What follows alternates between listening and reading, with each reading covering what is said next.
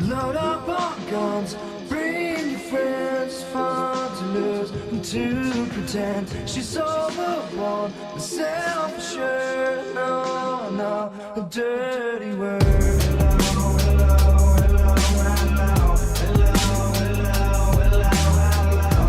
hello,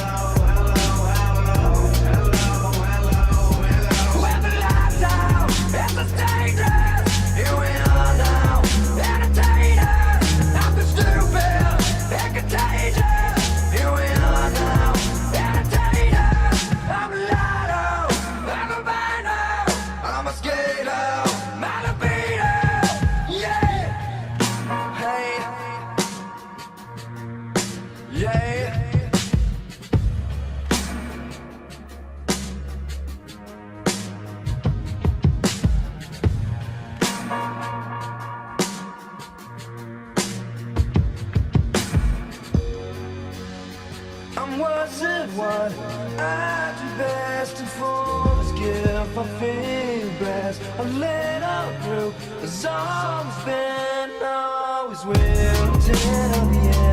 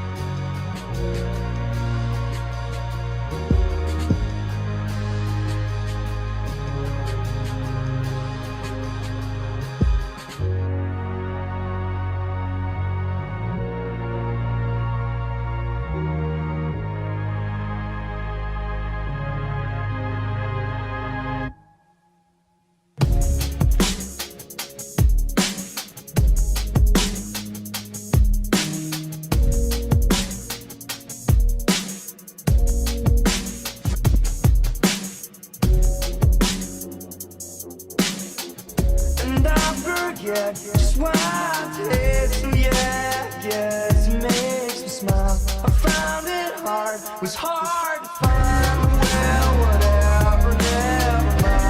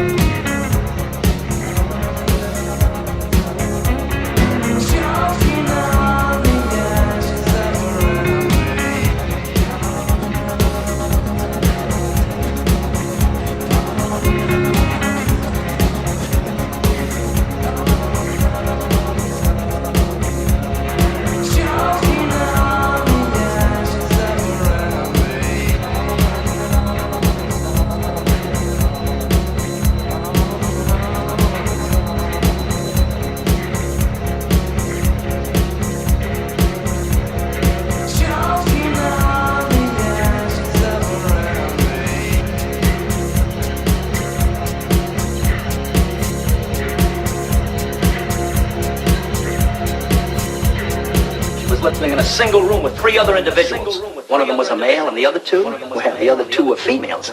God only knows what they were up to in there.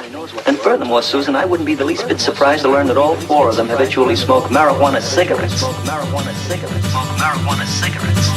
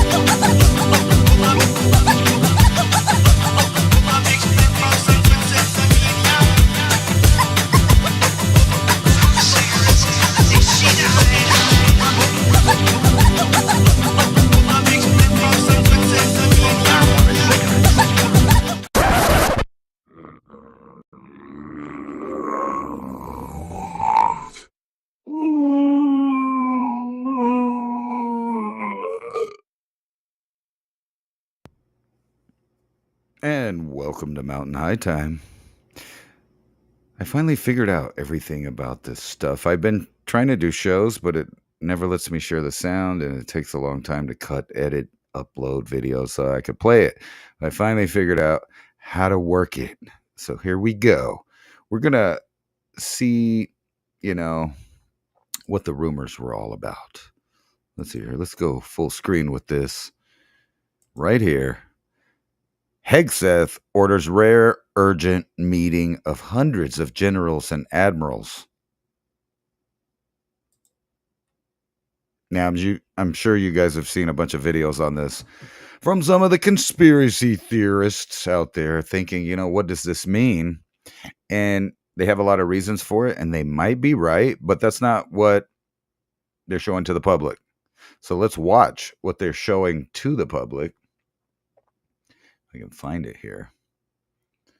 Got so much crapola up here. Here we go. This should do it right here. And hopefully I have the sound fixed so you guys can hear it. So I'll make sure that happens before we go live. Oh, wait, that's too late. That's right now. Oh, too late. Let's see here. Thank you, Mr. Chairman. Sure, thank you. Please take your seats.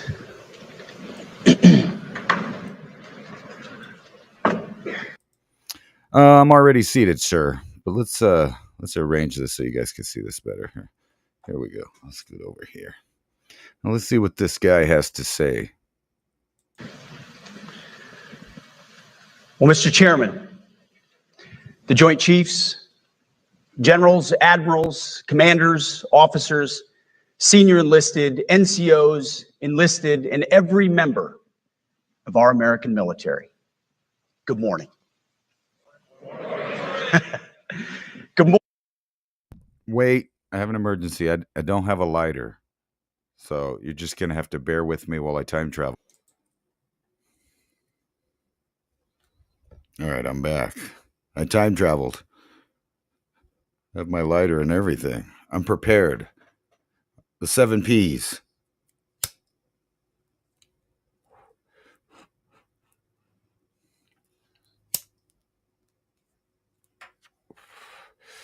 Whoa. Look at that lady. That's weird. Is that a dude? I don't know. Dude looks like a lady. You remember that song? That was a cool song. Everybody knows that. Anyway, let's get back to the Hegseth. Morning and welcome to the War Department. Because the era of the Department of Defense is over. If this is the Department of War settings, we're gonna have to stop again and set up our war colors.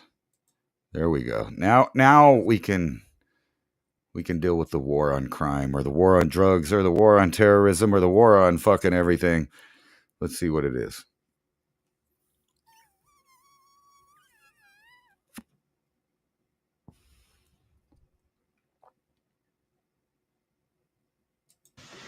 You see, the motto of my first platoon was, "Those who long for peace must prepare for war." This is, of course, not a new idea. This crowd knows that. The origin dates to the 4th century Rome and has been repeated ever since, including by our first commander-in-chief, George Washington, the first leader of the War Department. It captures a simple yet profound truth. To ensure peace, we must prepare for war.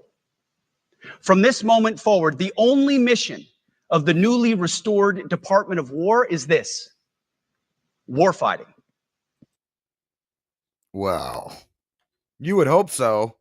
And you know, it's about time that they changed the name from the Department of Defense, because obviously there wasn't much defense going on. It's always kind of been the Department of Offense. Because you don't ever see them really defending our freedoms here at home, like they say. Like, you know, every war we go to, they say, hey, you know, they're over there dying and fighting for our freedoms here. The only problem with that is none of the people we went to war with were threatening our freedom. I mean, maybe Adolf Hitler and the Nazi Party, because, you know, they had plans to expand. Obviously, that was an argument that in time they made danger our freedoms guaranteed by our Constitution. But far more often, the danger comes from right here at home, as, you know, the Department of Homeland Security and others always, you know, harped on American citizens that the biggest threat is domestic. And I agree with that, but it wasn't the people, it was the government. It was always the government threatening our rights here at home. So it never made sense for it to be the Department of Defense. It always made sense, maybe the Department of Offense or the Department of War. And that's why we got our war colors on right now. But let's let the man continue. Preparing for war and preparing to win. Unrelenting and uncompromising in that pursuit. Not because we want war. No one here wants war. But it's because we love peace. We love peace for our fellow citizens. They deserve peace. We do. And they rightfully expect us to deliver it. And we do. Our number one job, of course, is to be strong so that we can prevent war in the first place. The president talks about it all the time. It's called peace through strength. Is that kind of like the Second Amendment? You know, the idea behind that a lot of leftists and liberals don't get. People buy guns not because they want to shoot people. Well, most of the time, obviously. But just in case we're attacked at home. We want to be ready. We want to be in shape, mentally, physically, and armed enough to protect our family. I mean, it's pretty obvious. So the people that, you know, rail for gun control, like guns ever do anything on their own. It's an inanimate object, obviously. So you have to have a person operating it. And if they don't know how to operate it, or they're operating it for the wrong reasons, people get hurt. And when people are operating it for the right reasons, and they're operating it in the right way, and they're trained to do it, whether it's through self-training, practice, or you went somewhere to actually get trained, you're going to do better than the person that hasn't trained, that hasn't prepared, and is an unarmed victim. But, you know, what do I know? Let's back to Hegseth here. And as history teaches us, the only people who actually deserve peace are those who are willing to wage war to defend it. That's why pacifism is so naive and dangerous. It ignores human nature and it ignores human history. That's an absolute fact. Trying to pretend like human nature isn't human nature is utter stupidity. So you can't really be a pacifist if 90 other people out of 100 are not pacifist. So you have to be prepared to deal with those. Either you protect your people and your sovereignty, or you will be subservient to something or someone. Exact same argument for the Second Amendment, is it not? If someone breaks in your house and you're not prepared, guess what? You're going to be subservient to them and their illegal firearm or legal firearm. But obviously, if you're committing a crime with that firearm, it's no longer a legal firearm. But do they care? No. Are they in charge of you and your family when you're unarmed victim at home during a home invasion? Well, obviously, you're now subject to be subservient to your new master. It's a truth as old as time. And since waging war is so costly in blood and treasure, we owe our republic a military that will win any war we choose or any war that is thrust upon us. Should our enemies choose foolishly to challenge us, they will be crushed by the violence, precision, and ferocity of the War Department.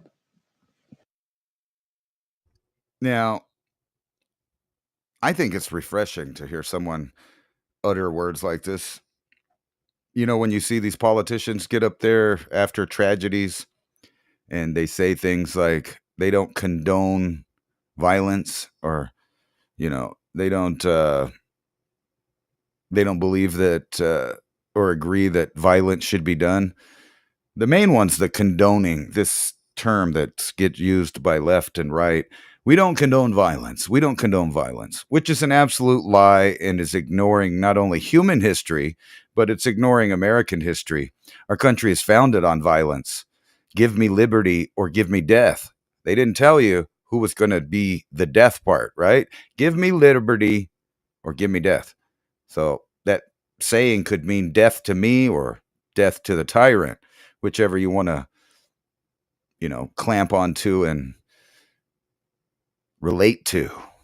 But this idea that we don't condone violence has been silly from the beginning when it was first uttered by anyone. Of course we condone violence. We condoned it in the Revolutionary War. We condoned it in the Civil War. We condoned it in World War I. We condoned it in World War II. We condoned it in Vietnam. We condoned it on and on and on. You can pick a conflict. We've condoned it. Not only that, but we condone it when the police do it. Or it should be condoned when private citizens defend themselves with the Second Amendment. That kind of violence should be condoned. And I don't think there's anything wrong with saying that. It's literally written in our Constitution, and we have a long history of this country condoning violence. So to say that we as Americans on either side of the aisle don't condone violence is an utter lie. It's complete stupidity. It's a falsehood, a blatant lie. On its face, untrue historically and in reality now. In other words, to our enemies, F-A-F-O. If necessary, our troops can translate that. I could translate it right now for you. It means fuck around and find out.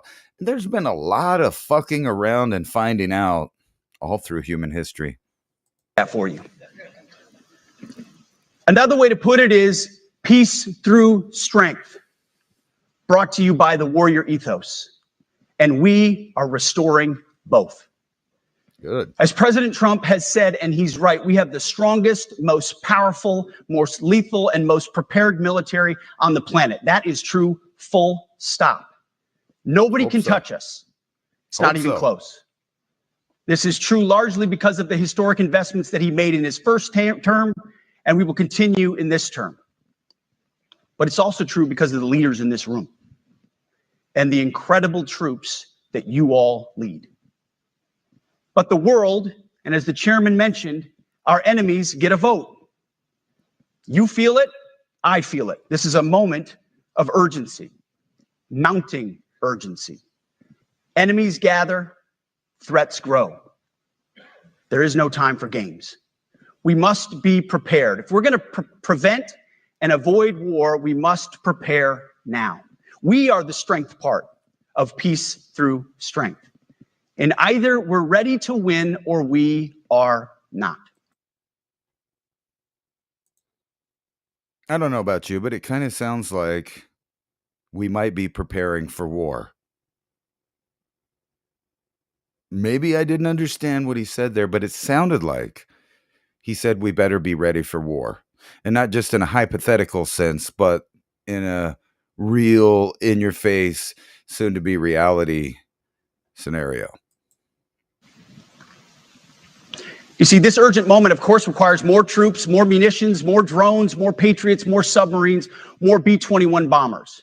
It requires more innovation, more AI in everything, and ahead of the curve.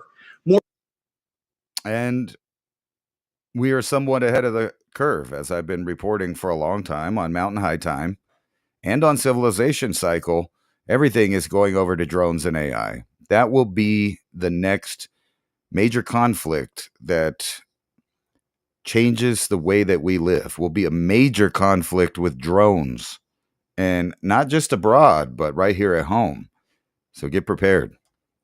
And of course, they need more. I've been telling you, they're building more. More cyber effects, more counter UAS, more space, more speed. America is the strongest, but we need to get stronger and quickly.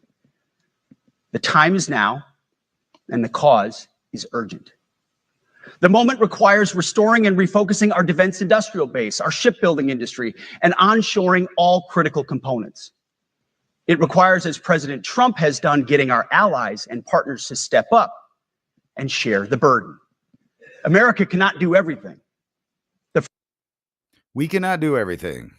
And when you're talking about NATO or the UN or Europe, the military portion of that is basically the United States. We fund it. We've been funding it.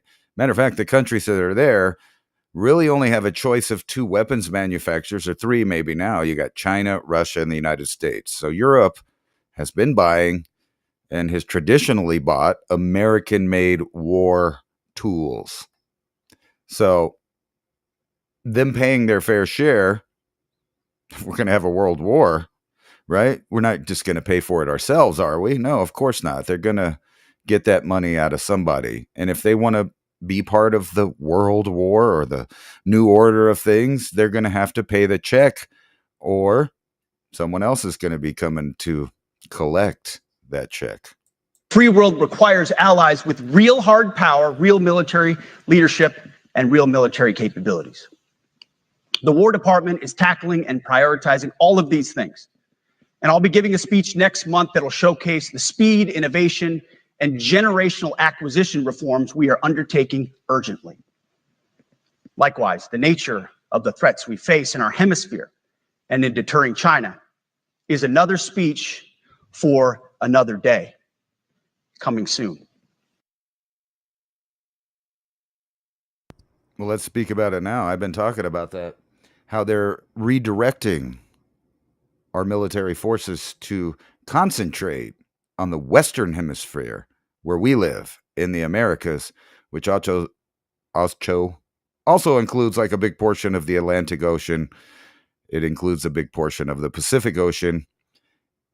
And I think they know something that we don't. I think it's very possible that Russia will back China in invading Taiwan, and we are going to have a war in the Pacific while there's a war between Russia and different European factions on the other side that we're not going to get in right away. But like all the other wars, we'll eventually include ourselves in it.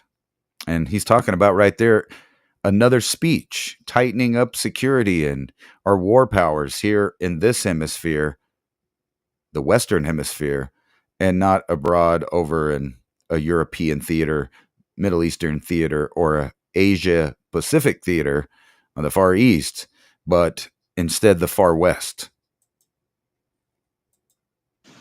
This speech today, as I drink my coffee, this speech today is about people, and it's about culture. The topic today is about the nature of ourselves. Because no plan, no program, no reform, no formation will ultimately succeed unless we have the right people and the right culture at the War Department. If I've learned one core lesson in my 8 months in this job, it's that personnel is policy. Personnel is policy. The best way to take care of troops is to give them good leaders committed to the warfighting culture of the department. Not perfect leaders, good leaders. Competent, qualified, professional, agile, aggressive, innovative, risk-taking, apolitical, faithful to their oath and to the Constitution. Eugene Sledge, in his World War II memoir, wrote, quote, "War is brutish, inglorious, and a terrible waste. Combat leaves an indelible mark on those who are forced to endure it. The only redeeming factors are my comrades' incredible bravery and their devotion to each other." In combat, there are thousands of variables, as I learned in Iraq and Afghanistan, and as so many of you did in so many more places. Leaders can only control about 3 of them. You control how well you're trained, mostly how well you're equipped, and the last variable is how well you lead. After that, you're on your own. Our warfighters are entitled to be led by the best and most capable leaders. That is who we need you all to be. Even then, in combat, even if you do everything right, you may still lose people because the enemy always gets a vote. We have a sacred duty to ensure that our warriors are led by the most capable and qualified combat leaders. This is one thing you and I can control. And we owe it.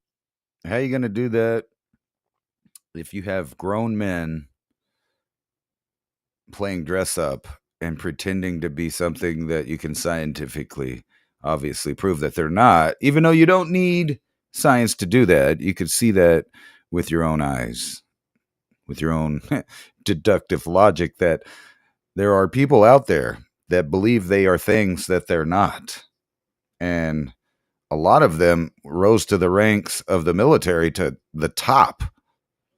And, you know, I don't know about you, but that was scaring the hell out of me to realize that completely insane people all the way. And I don't just mean because you don't agree with some political ideology, but I mean completely insane to the point where they thought that they were going to change reality for everybody else, for you to be forced to believe what they're pretending. Just like when you were kids and you had the, you know, friend or whatever that you visit that would make their Hot Wheels fly, or, you know, they would decide that they were He-Man and She-Ra, or was it She-Man and He-Ra? I don't know. But the fact is I didn't have to pretend with them. I could just leave and go hang out with somebody else as a kid. And then I grow up and they're trying to tell me that I have to pretend with people and believe their fantasies, their make-believe. And I didn't see anywhere in the Constitution where it says, you know, I have to participate in someone else's wild imagination. So I think you know what I'm saying. Put to the force Is he going to to get deliver. to that? For too long, we've simply not done that. The military has been forced by foolish and reckless politicians to focus on the wrong things. In many ways, this speech is about fixing decades of decay. Some of it obvious, some of it hidden. Or as the chairman has put it, we are clearing out the debris, removing the distractions, clearing the way for leaders to be leaders. You might say we're ending the war on warriors. The war. I heard someone wrote a book about that. For too long, we've promoted too many uniformed leaders for the wrong reasons, based on their race, based on gender quotas, based on historic so-called firsts. We've pretended that combat arms and non-combat arms are the same thing. We've weeded out so-called toxic leaders under the guise of double-blind psychology assessments, promoting risk-averse, go-along-to-get-along conformists instead. You name it, the department did it.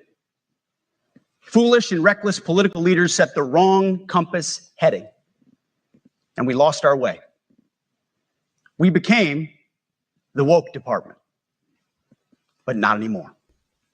Right now, I'm looking out at a sea of Americans who made a choice when they were young men and young women to do something most Americans will not, to serve something greater than yourselves, to fight for God and country, for freedom and the Constitution.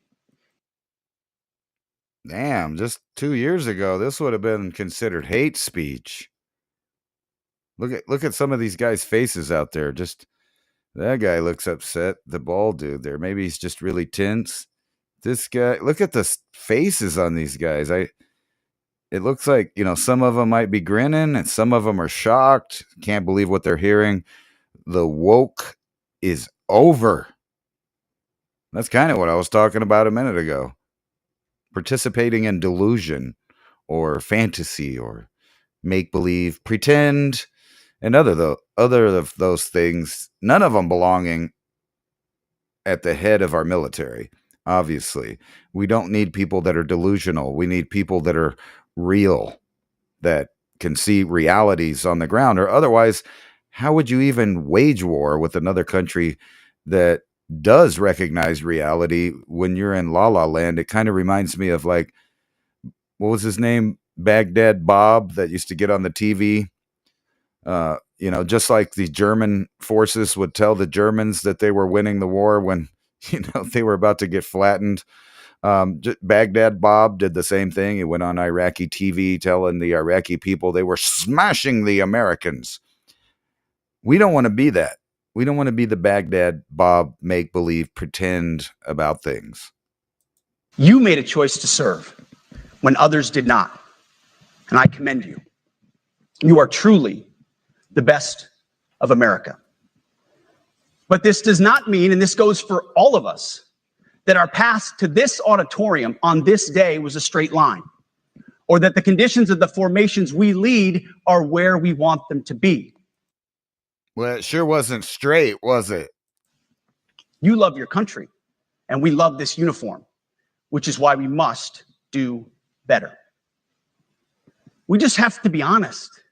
We have to say with our mouths what we see with our eyes, to just tell it like it is in plain English, to point out the obvious things right in front of us.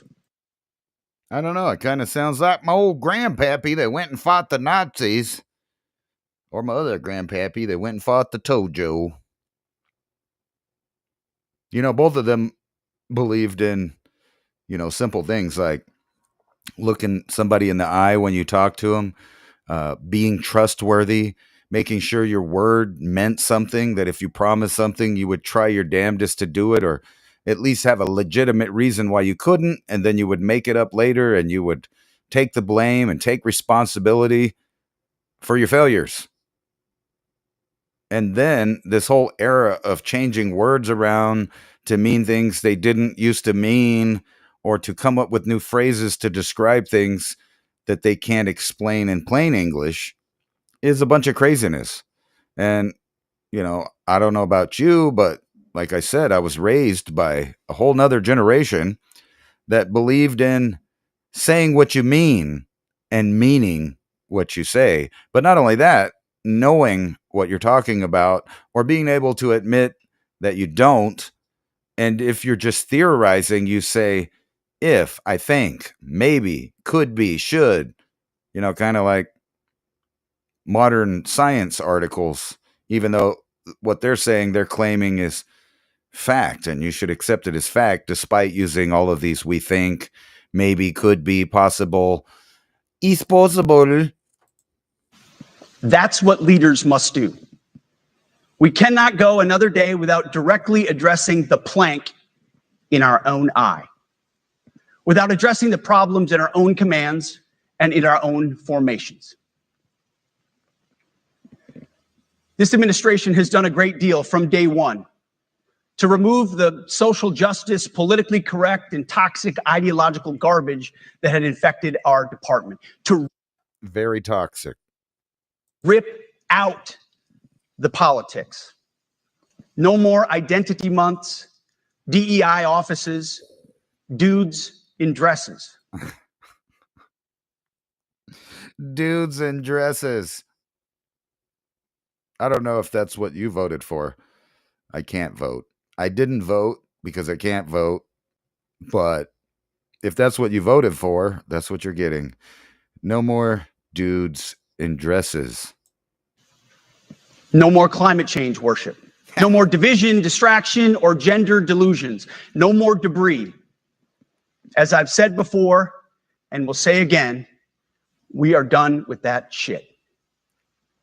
I've made it. Are they really done with that shit, or are we just going to see a massive waves of double down of Marxist delusional ideologies here in about 3 years? My mission to uproot the obvious distractions that made us less capable and less lethal. That said, the War Department requires the next step. Underneath the woke garbage is a deeper problem, and a more important problem that we are fixing and fixing fast. Common sense is back at the White House, so making the necessary changes is actually pretty straightforward. President Trump expects it. And the litmus test for these changes? You know, before I go there, I was just noticing, you do realize that this guy's a combat vet that's missing a leg. And he's walking around on a robotic aid to walk around. And he's walking around up on the stage, not using a teleprompter. This is just coming right out of his mouth. He doesn't even have notes. Unlike, television or most politicians that have pre-written speeches, usually written by someone else, including, but not limited to, artificial intelligence. This is kind of, refreshing to see somebody up there on stage that is not reading a script, but this is coming right out of his mind.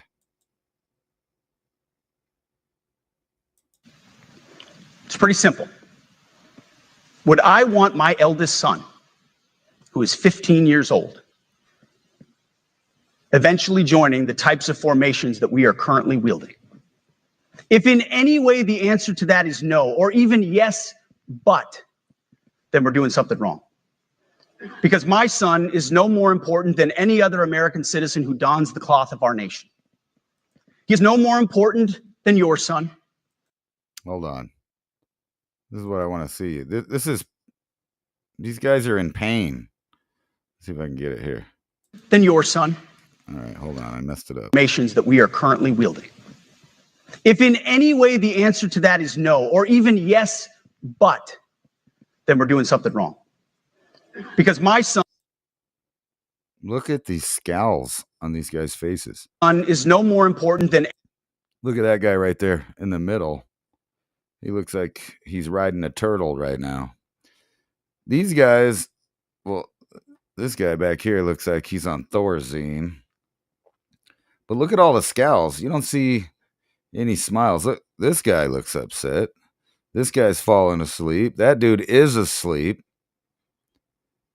And yeah, just every time they show this, I want you guys to pay attention at the faces that you're seeing. The only thing they laughed at is the fuck around and find out thing, and it's been pretty quiet. Now, I know they're a bunch of stiffs, military people.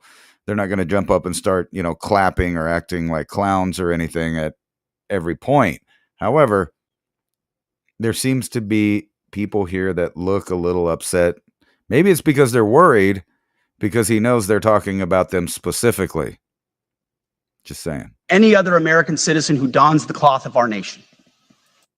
Look at that guy. I think he just let go of the turtle. He ain't riding it no more. He looks very constipated there. He is no more important than your son. All precious souls made in the image and likeness of God. Every parent deserves to know that their son or their daughter that joins our ranks is entering exactly the kind of unit that the Secretary of War would want his son to join. Think of it as the golden rule test. Jesus said, "Do unto others that's what you would have done unto yourself." It's the ultimate simplifying test of truth. The new War Department golden rule is this: do unto your unit as you would have done unto your own child's unit. Would you want him serving with fat or unfit or undertrained troops? Hell no. Or alongside people who can't meet basic standards? Or in a unit where standards were lowered so certain types of troops could make it in? Fuck no. In a unit where leaders were promoted for reasons other than merit, performance, and warfighting? The answer is not just no, it's hell no.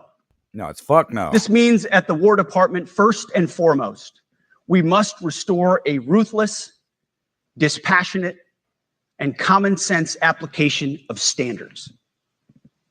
I don't want my son serving alongside troops who are out of shape, or in combat unit with females who can't meet the same combat arms physical standards as men, Hell no. or troops who are not fully proficient on their assigned weapons, platform, or task, Of course or not. under a leader who was the first, but not the best. Standards must be uniform, gender neutral. Yeah, a lot of people are gonna be pissed off with this, definitely. But what he's saying is not crazy. I mean, think about it if it was you, or like you said, your kid. Do you really want your kid out there in another country having to combat people that are also trained in techniques, tactics, combat, and to know that there's a good chance that a big percentage of the fighting force with your child is incompetent or couldn't even meet the standards that was needed for the job, especially that part what he said about being proficient on the weapons platform that they're supposed to be using. You don't want a bunch of fumbling, bumbling, incompetent mess going on, or you just get a bunch of dead people. How can you even argue with this idea? And high. If not, Wait. they're not I'm standard high. standards as men, or troops who are not fully proficient on their assigned weapons, platform, or task, or under a leader who was the first, but not the best. Standards must be uniform, gender neutral, and high. I'm high. If not, they're not standards. They're just suggestions. Suggestions that get our sons and daughters killed. When it comes to combat arms units, and there are many different stripes across our joint force, the era of politically correct, overly sensitive, don't hurt anyone's feelings leadership ends right now. Good. At every level, either you can meet the standard, either you can do the job, either you are disciplined, fit, and trained, or you are out. And I don't even see how anybody could argue with that. Even when I started working as a young teen, it came down to, are you going to work? Are you going to show up? Can you do the job? If you can't, go home. You're fired. Don't show up. It's just like if you had a plumber come to your house. Do you want the whatever problem it was still leaking when the plumber left? Of course not. They would be liable. Every single job out there, usually, if it's a real job, has to meet a certain set of standards to be considered professional. Electricians, plumbers, carpenters, masons, whatever it is. They have to be held accountable for a shitty job. So, of course, you would want your police, your military, and all of these people to be competent and good at their job. Now, we can talk about the police on another topic because they're a group of people that still always have been and seemingly always will be sovereign citizens that don't have to follow the law, don't get held to the same standards as any other profession. And it's really hard to bring them to account when they don't do their job right or they do it wrong or corrupt, or they just, commit crimes. They commit crimes and they don't get arrested for them. They don't get prosecuted for them. And even if they do get fired, they usually end up somewhere else doing the same job. But that's not the topic here. Just seems a little bit related. And that's why today, at my direction, and this is the first of 10 Department of War directives that are arriving at your commands as we speak and in your inbox. Today, at my direction, each service will ensure that every requirement for every combat MOS, for every designated combat arms position, returns to the highest male standard only. Because this Good. job is life or death. Standards must be met. And not just met, at every level, we should seek to exceed the standard, to push the envelope, to compete. It's common sense and core to who we are and what we do. It should be in our DNA.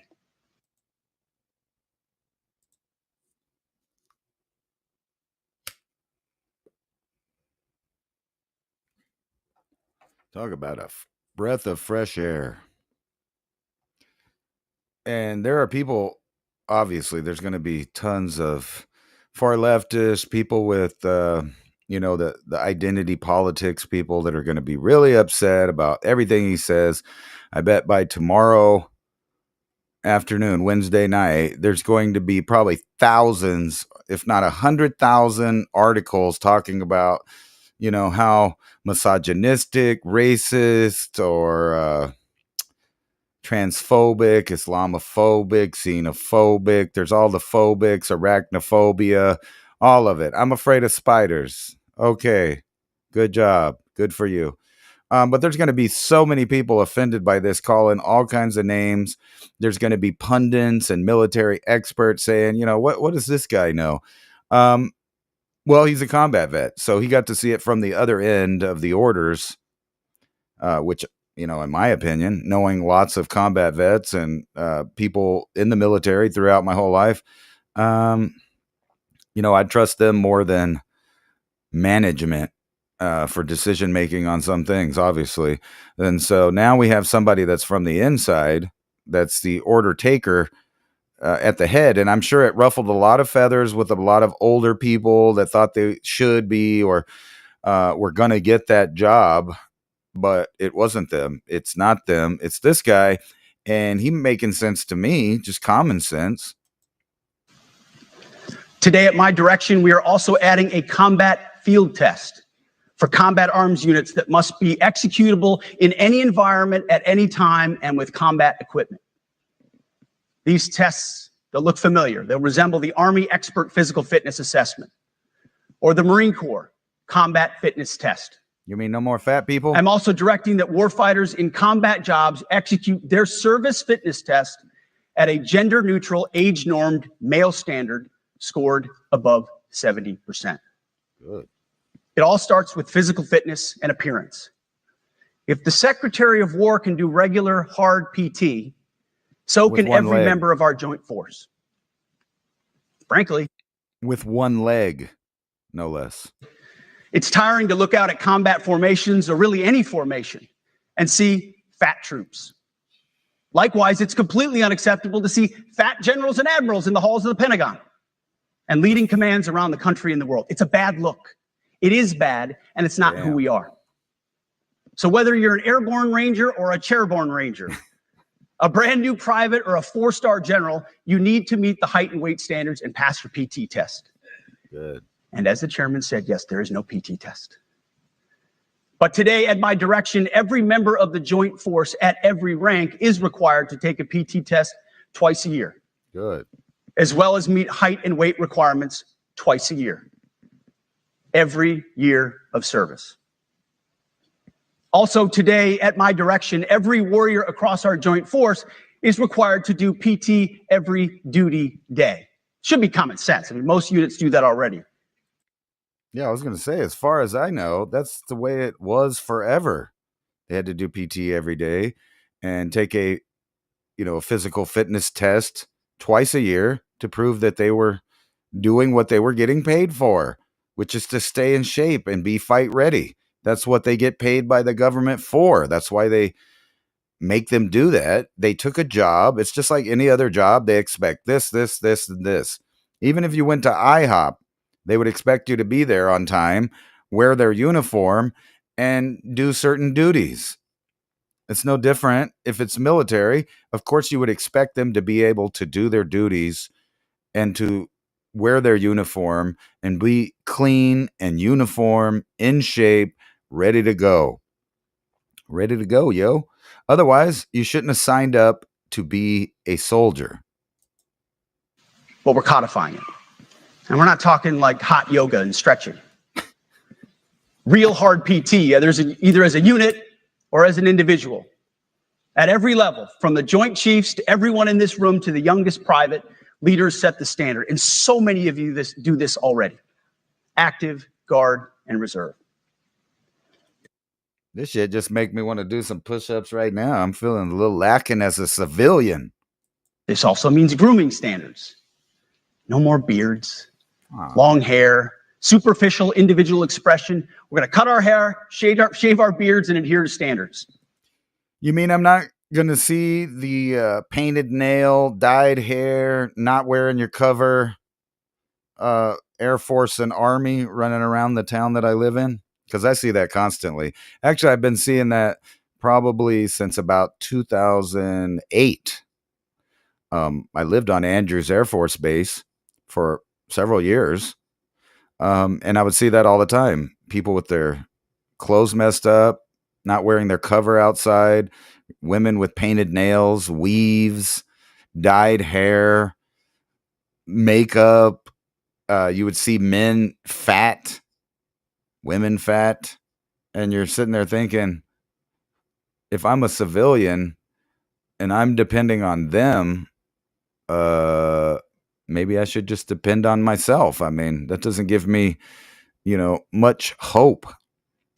Like, say you moved over to one of the bases overseas and there would be a real possibility of whatever airmen or service members, whatever branch they're in, having to deal with the outside or imminent threat on the base where their families live. But in prior years, they disarm them. So what they would be doing I don't know how they're doing it now, but a few years back, they would have people over deployed like in Turkey and other places, completely defenseless inside. So if the perimeter was ever breached, they would be hiding, locking doors, and have no way to defend themselves despite being military members. They would have to depend on the MPs or security forces or, for troops to get their shit together to get armed if they had enough time.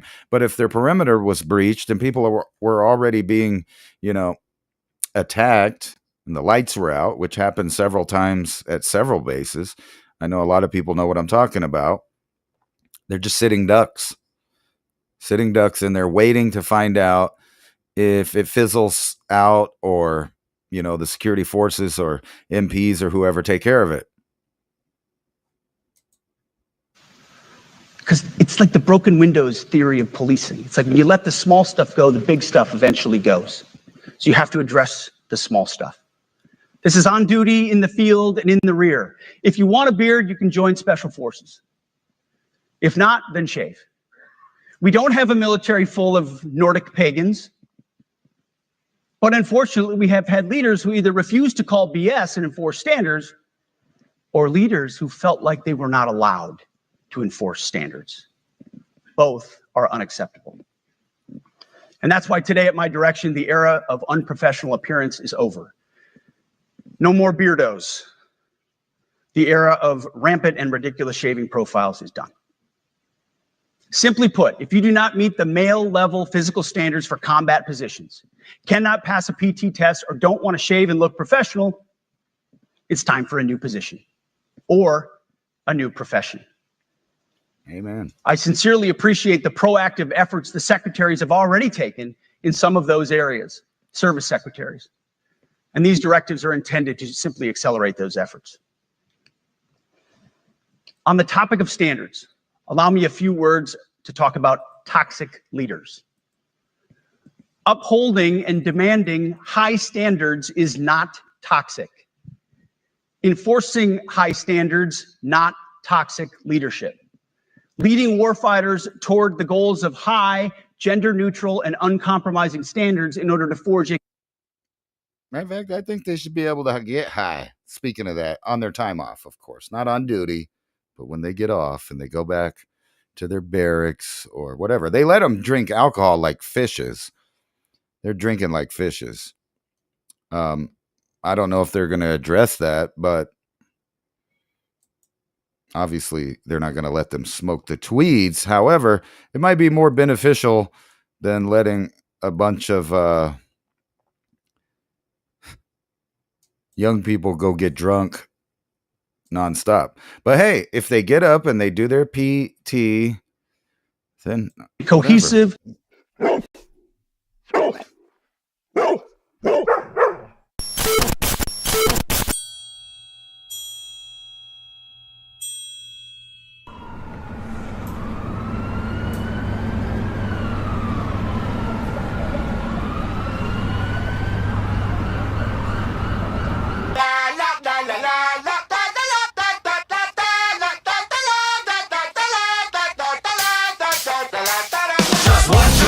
Gonna keep it mellow, responsible night for a polite fellow. Say hello to my friends and comrades, don't tend to offend, so I say perhaps just 2 drinks. As a social courtesy, we can raise a glass to our past fraternity, and certainly a perfectly normal and formal get-together, but it's been forever since we gathered, so whatever. Just 3 drinks. For the sake of the old times, proceed with tequila shots with a dish full of cold limes, the whole 9, laughing, remembering all the old lines. Never used to work, but I could give them another try.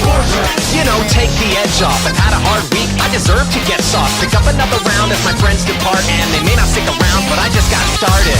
Feel so much better than usual, I feel indisputable. Oh, I think that I might be beautiful. Just 5 drinks. Fucking treat myself for the Dom Perignon from the back of the top shelf. Spend like God, put on airs to sell it. Crowd pretends not to care, but I know they're jealous. Let's lift the dogs of war. I'm gonna start a fucking riot till I'm tossed out the front door. 0 to 60, I can turn on a dime. I'm hitting bottom and I'm feeling like committing a crime. Maybe I've lost count. I can't remember the night, what I drank, or the amount. I'm fading in and out. My very consciousness is crumbling. Sorry, was I saying something? Strolling out of the hospital, is it hair of the dog? If you stay drunk and don't stop at all, another night losing at more than I can afford. Was I just feeling bored? Am I that insecure? Feel so much better than usual, I feel indisputable. Oh, but now I'm feeling so beautiful. Don't wake me up from this spell. I wonder if I'm still breathing. I know that I will be ugly when I feel like myself again. Oh, but now I'm feeling so beautiful.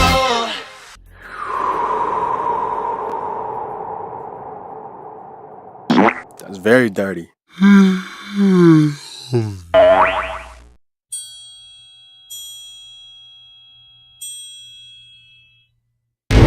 formidable and lethal Department of War is not toxic.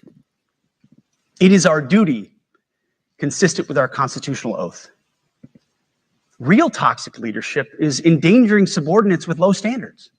Real toxic leadership is promoting people based on immutable characteristics or quotas instead of based on merit. Real toxic leadership is promoting destructive ideologies that are an anathema to the Constitution and the laws of nature and nature's God, as Thomas Jefferson wrote in the Declaration of Independence. The definition of toxic has been turned upside down, and we're correcting that. That's why today, at my direction, we're undertaking a full review of the department's definitions of so-called toxic leadership, bullying, and hazing, to empower leaders to enforce standards without fear of retribution or second guessing.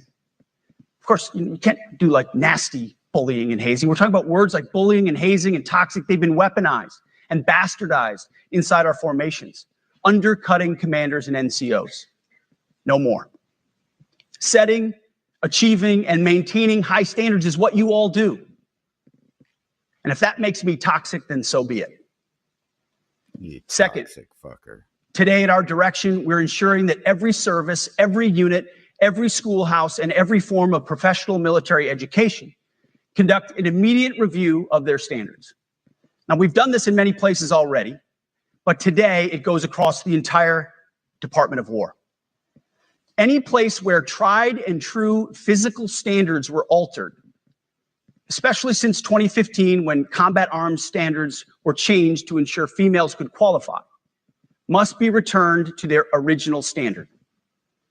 Other standards have been manipulated to hit racial quotas as well, which is just as unacceptable. This too must end. Merit only. The president talks about it all the time, merit-based. Meritocracy. Here are two basic frameworks I urge you to pursue in this process. Standards I call, my staff's heard all about them, the 1990 test and the E6 test. The 1990s test is simple. What were the military standards in 1990? And if they have changed, tell me why. Was it a necessary change based on the evolving landscape of combat? Or was the change due to a softening, weakening, or gender-based pursuit of other priorities? 1990s seems to be as good a place to start as any. And the E6 test. Ask yourself, does what you're doing make the leadership, accountability, and lethality efforts of an E6, or frankly an O3, does it make it easier or more complicated? Does the change empower staff sergeants, petty officers, and tech sergeants to get back to basics? The answer should be a resounding yes. The E6 test or O3 test clarifies. He watches Ancient Aliens, doesn't he? The answer, ancient astronauts' theories believe, is a resounding yes. A lot, and it clarifies quickly. Because war does not care if you're a man or a woman. Neither does the enemy. Nor does the weight of your rucksack, the size of an artillery round, or the body weight of a casualty on the battlefield who must be carried. This, and I want to be very clear about this, this is not about preventing women from serving. We very much value the impact of female troops. Our female officers and NCOs are the absolute best in the world. But when it comes to any job that requires physical power to perform in combat, those physical standards must be high and gender neutral. If women can make it, excellent. If not, it is what it is. If that means no women qualify for some combat jobs, so be it. That is not the intent, but it could be the result, so be it. It will also mean that weak men won't qualify because we're not playing games. This is combat. This is life or death. As we all know, this is you versus an enemy hell-bent on killing you. To be an effective, lethal fighting force, you must trust that the warrior alongside you in battle is capable, truly physically capable of doing what is necessary under fire. You know, this is the only standard you would want for your kids and for your grandkids. Apply the War Department Golden Rule, the 1990 test, and the E6 test, and it's really hard to go wrong. Third, we are attacking and ending the walking on eggshells and zero defect command culture. A risk-averse culture means officers execute not to lose instead of to win. A risk-averse culture means NCOs are not empowered to enforce standards. Commanders and NCOs don't take necessary risks or make tough adjustments for fear of rocking the boat or making mistakes. A blemish-free record is what peacetime leaders covet the most, which is the worst of all incentives. We, as senior leaders, need to end the poisonous culture of risk aversion and empower our NCOs at all levels to enforce standards. Truth be told, for the most part, we don't need new standards. We just need to reestablish a culture where enforcing standards is possible. And that's why today at my direction, I'm issuing new policies that will overhaul the IG, EO, and MEO processes. I call it the No More Walking on Eggshells policy. We are liberating commanders and NCOs. We are liberating you. We are overhauling an inspector general process, the IG, that has been weaponized, putting complainers, ideologues, and poor performers in the driver's seat. We're doing the same with the equal opportunity and military equal opportunity policies, the EO and MEO at our department. No more frivolous complaints, no more anonymous complaints, no more repeat complainants, no more smearing reputations, no more endless waiting, no more legal limbo, no more sidetracking careers, no more walking on eggshells. Of course, being a racist has been illegal in our formation since 1948. The same goes for sexual harassment. Both are wrong and illegal. Those kinds of infractions will be ruthlessly enforced. But telling someone to shave or get a haircut or to get in shape or to fix their uniform or to show up on time or to work hard, that's exactly the kind of discrimination we want. We are not civilians. You are not civilians. You are set apart for a distinct purpose. So we, as a department, need to stop acting and thinking like civilians and get back to basics and put the power back in the hands of commanders and NCOs. Commanders and NCOs who make life and death decisions. Commanders and NCOs who enforce standards and ensure readiness. Commanders and NCOs who in this War Department have to look in the mirror and have to pass the golden rule test. My kids, your kids, America's sons and daughters. So I urge you all here today and those watching, take this guidance and run with it. The core of this speech is the 10 directives we're announcing today. They were written for you, for Army leadership, for Navy leadership. Let's do a crowd pan right here. Let's look at the faces again. That guy's smiling. This guy, there's that bald dude again. He still looks like he might be needing to go run off and take a shit. We're going to see how this is, in the following week, how this was accepted by these people, because I know a lot of them don't want to hear it. This isn't the military of your dad or your grandpa. This is something different. This is a military that we known was infiltrated by Marxists and people with Marxist attitude. Even like Milley. I can't believe that guy hasn't, been brought up on charges, court-martialed, charged with treason. He literally called China behind the president's back and told him, don't worry about it. We'll tell you if we're going to attack you, which is treason. Unless, it was disinformation, which we now know it wasn't, except for Milley did put out a lot of misinformation. And he was happy with the dudes in the dresses, along with a lot of other ones. Leadership, for Marine Corps leadership, for Air Force leadership, Space Force leadership. These directives are designed to take the monkey off your back and put you, the leadership, back in the driver's seat. Move out with urgency because we have your back. I have your back. And the Commander-in-Chief has your back. And when we give you this guidance, we know mistakes will be made. It's the nature of leadership. But you should not pay for earnest mistakes for your entire career. And that's why today, at my direction, we're making changes to the retention of adverse information on personnel records that will allow leaders with forgivable, earnest, or minor infractions to not be encumbered by those infractions in perpetuity. People make honest mistakes, and our mistakes should not define an entire career. Otherwise, we only try not to make mistakes, and that's not the business we're in.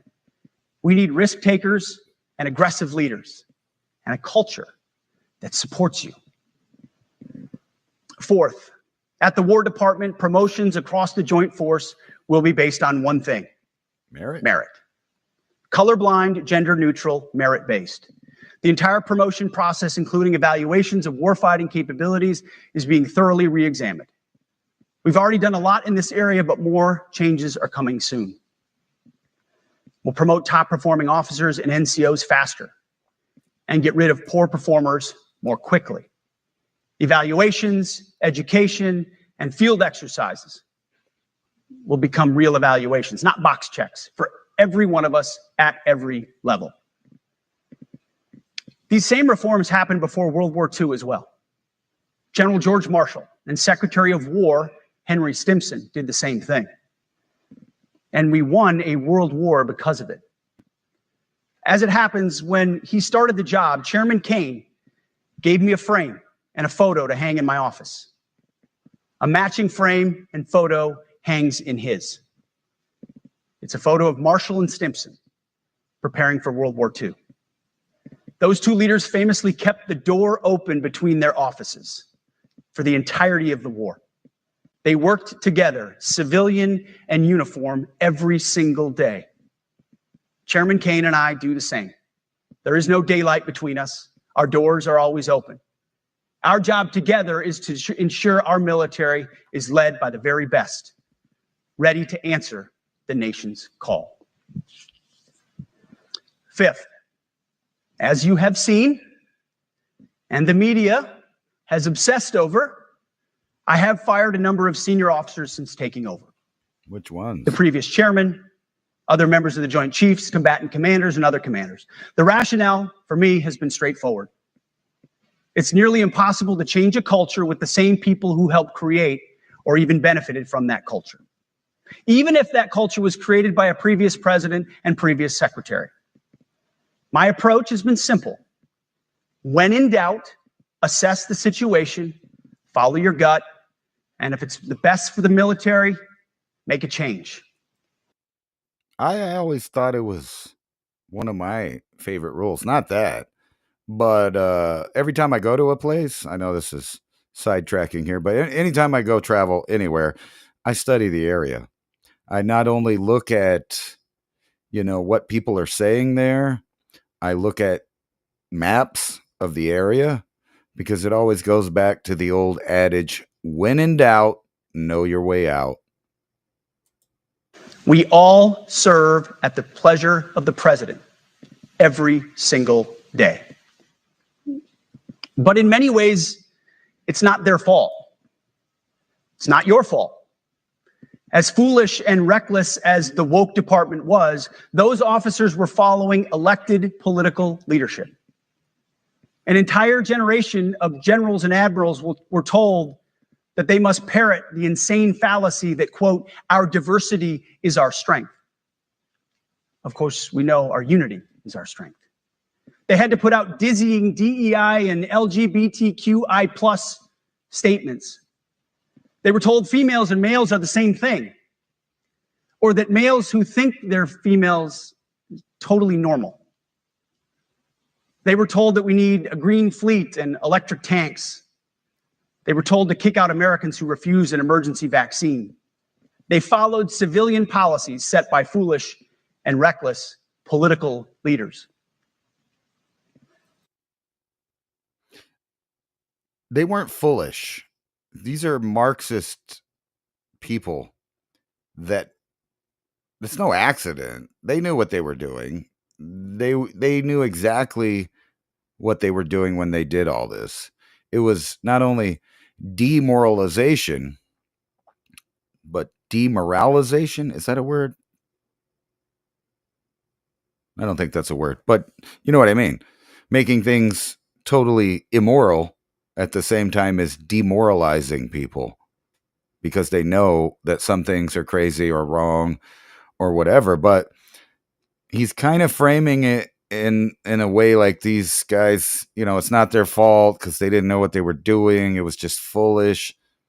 No. They knew what they were doing.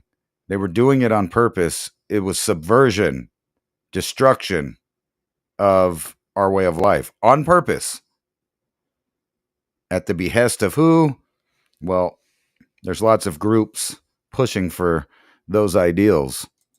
Our job, my job, has been to determine which leaders simply did what they must to answer the prerogatives of civilian leadership, and which leaders are truly invested in the woke department and therefore incapable of embracing the War Department and executing new lawful orders. That's it. It's that simple. So for the past 8 months, we've gotten a good look under the hood of our officer corps. We've done our best to thoroughly assess the human terrain. We've had to make trade-offs and some difficult decisions. It's more of an art than a science. We have been and will continue to be judicious, but also expeditious. The new compass heading is clear. I don't know, but this guy that's doing the audio video for the Pentagon or the Department of War, he might need to be replaced by somebody. You hear that stupid noise every time he's moving the camera? Like, that's kind of unprofessional. We would like to hear these things crystal clear without distraction. Just FYI, if anybody's listening. Of course they're not. Out with the Shirellis, the Mackenzies, and the Millies, and in with the Stockdales, the Schwarzkopfs, and the Pattons. What about the Flynns? More leadership changes will be made, of that I'm certain. Not because we want to, but because we must. Once again, this is life and death. The sooner we have the right people, the sooner we can advance the right policies. Personnel is policy. But I look out at this group, and I see great Americans. Leaders who have given decades to our great republic, at great sacrifice to yourselves and to your families. But if the words I'm speaking today are making your heart sink, then you should do the honorable thing and resign. Wow. That was awesome right there. And I was just thinking that, judging by the faces of the crowd, there's a lot of upset individuals in there. Maybe they could self-deport. I mean, resign. You know what I'm saying? We would thank you for your service. But I suspect, I know, the overwhelming majority of you feel the opposite. These words make your hearts full. You love the War Department because you love what you do, the profession of arms. You are hereby liberated to be an apolitical, hard-charging, no-nonsense, constitutional leader that you joined the military to be. We need you locked in on the M. Hold on. I'm just because I got these earphones in and I'm watching this with you for the first time that I've watched it. And it sounds like there's a guy eating corn nuts that's operating the camera. I don't know what's up with that. I mean, I have my own sound effects, but. Oh, and in case you were wondering, this is completely tobacco. Only tobacco. Don't worry about it. I know how you conservatives get upset about the tweed smokers, which is really silly because, another little side tangent, you got all these conservatives like they're on a war with other people that smoke. Meanwhile, they drink themselves into a stupor and become dumb beasts once they're fully engaged in their alcoholism. And these are the same people that will, talk shit about people smoking rope. And then when they get their buzz on in a social engagement, then they puff on the tweeds too. Then Monday morning, they go back to acting like they don't do that and become somewhat snobs, acting like, the pot smokers. But what's really funny about it is it seems like it was a planned thing to paint pot smokers into a window of leftism, which I don't agree with. I'm not a leftist. I don't like communism or socialism or big government or none of that stuff. But I do like to decide what goes into my own body. It is my body, my choice, not somebody else's body, my body with my DNA. I should be able to decide whether or not I take an experimental vaccine or shot or whatever it is, just like he was just saying. Some people didn't want to do that. I got banned on YouTube. Now they say they're not doing it. Not true. I tried to get all of the old channels back because I was targeted for political and what they called misinformation in regards to elections or medicine. Even though most of what they were claiming was completely debunked and wrong, they double and triple down on banning people, and specific people, they don't get any reach. It's called shadow banning, and they still do it. And of course, within like 10 minutes, I got an automated message for each one of those canceled channels that I tried to get. So I know no one looked at it. They just sent an auto reply that said, no, they were right. They banned me for good reasons, and they're going to keep those channels off. So now I have to, be careful what I say, because even though we live in a free country with free speech, you still have people pretending to be Stasi. And in fact, if you remember back a few years back, they were literally hiring Stasi at some of the social media companies to be in charge of the censorship. And they will not allow me to be monetized. That's why none of my channels, ever got to be monetized. I think one of the first ones did, and I enjoyed being monetized for a while, but I've been on here for years without being monetized.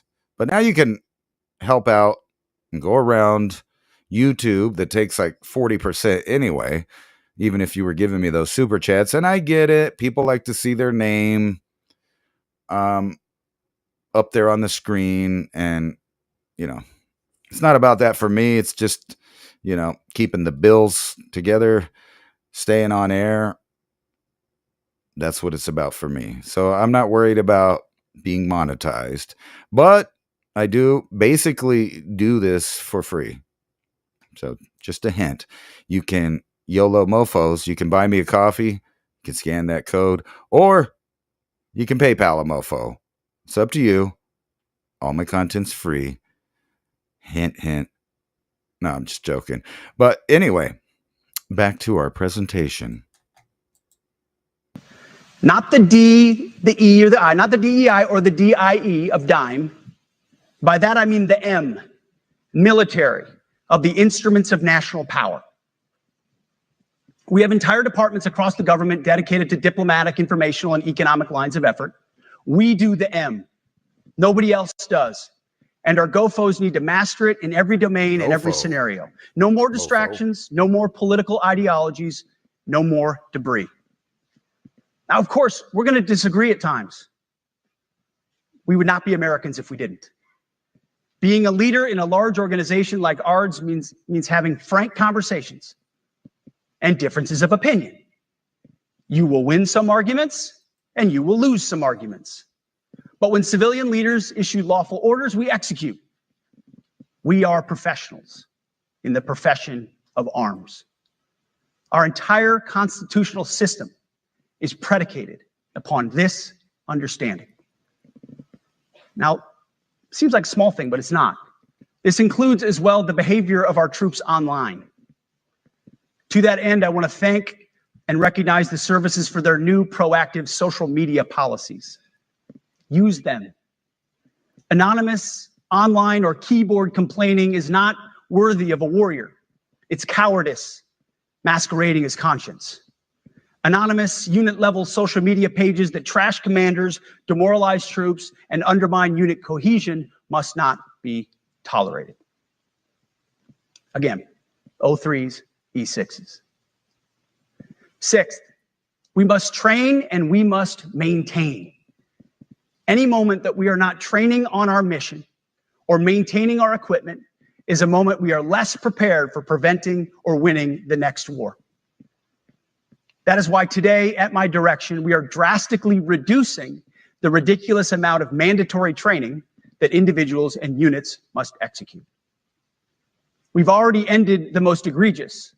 Now we're giving you back real time. Less PowerPoint briefings and fewer online courses, more time in the motor pool, and more time on the range. Our job is to make sure you have the money, equipment, weapons, and parts to train and maintain, and then you take it from there. You all know this because it's common sense. The tougher and the higher the standards in our units, the higher the retention rates in those units. Warriors want to be challenged. Troops want to be tested. When you don't train and you don't maintain, you demoralize. And that's when our best people decide to take their talents to the civilian world. The leaders who created the woke department have already driven out too many hard chargers. We reverse that trend right now. There is no world in which high-intensity war exists without pain, agony, and human tragedy. We are in a dangerous line of work. You are in a dangerous line of work. We may lose good people. But let no warrior cry out from the grave, if only I had been properly trained. We will not lose warfighters because we failed to train or equip them or resource them. Shame on us if we do. Train like your warriors' lives depend on it, because they do. To that point, basic training is being restored to what it should be: scary, tough, and disciplined. We're empowering drill sergeants to instill healthy fear in new recruits. You mean they won't be able to use their cell phones and skip their PT and all that stuff like they've been doing? People have been making fun of for at least a decade how ridiculous it's become compared to the way our forefathers trained for things. So it's a good thing. Ensuring that future warfighters are forged. Yes, they can shark attack, they can toss bunks, they can swear, and yes, they can put their hands on recruits. This does not mean they can be reckless or violate the law, but they can use tried and true methods to motivate new recruits, to make them the warriors they need to be. Back to basics at basic as well. Of course, and you know this, basic training is not where mission readiness should end.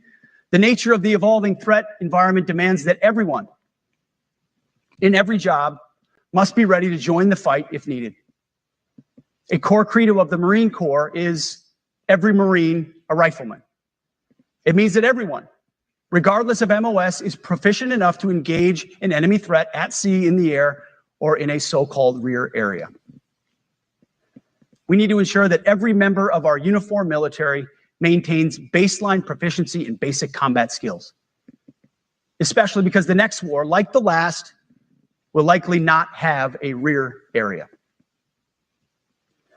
Finally, as President Trump rightly pointed out when he changed the department name, the United States has not won a major theater war since the name was changed to the Department of Defense in 1947.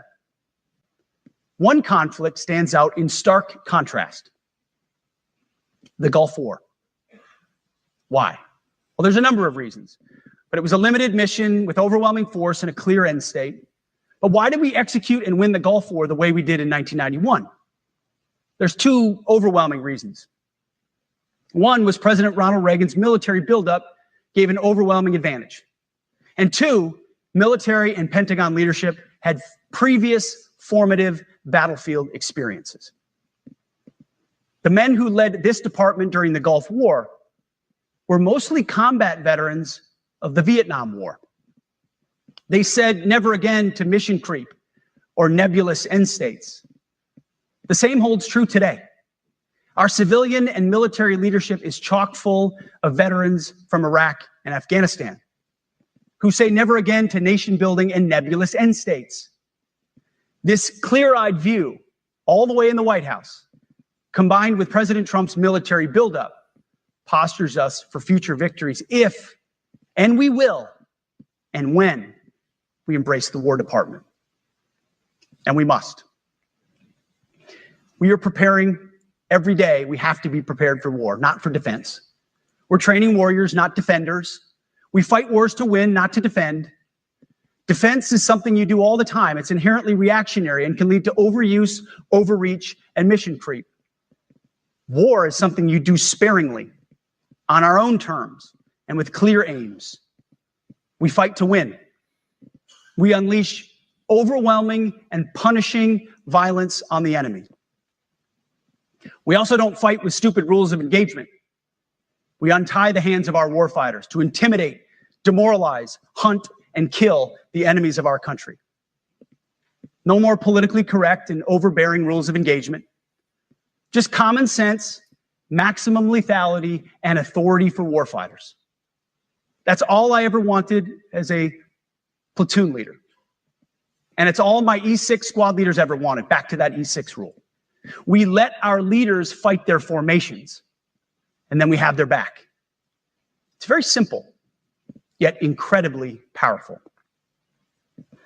A few months ago, I was at the White House when President Trump announced his Liberation Day for America's trade policy. It was a landmark day. Well, today is another Liberation Day.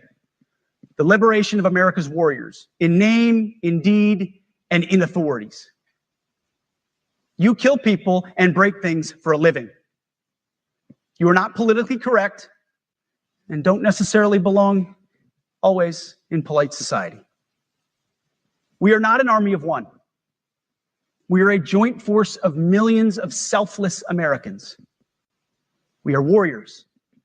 We are purpose-built, not for fair weather, blue skies, or calm seas.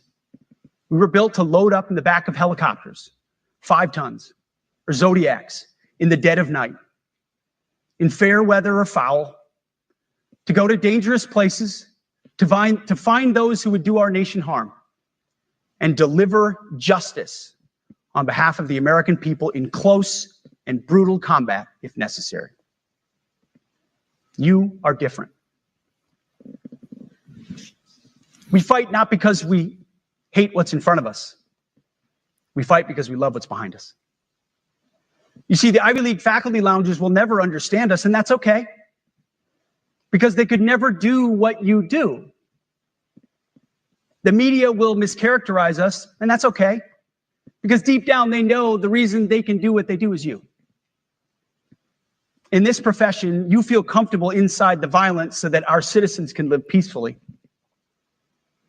Lethality is our calling card, and victory our only acceptable end state. In closing, a few weeks ago, at our monthly Pentagon Christian prayer service, I recited a commander's prayer. It's a simple yet meaningful prayer for wisdom for commanders and leaders. I encourage you to look it up if you've never seen it. But the prayer, it ends like this.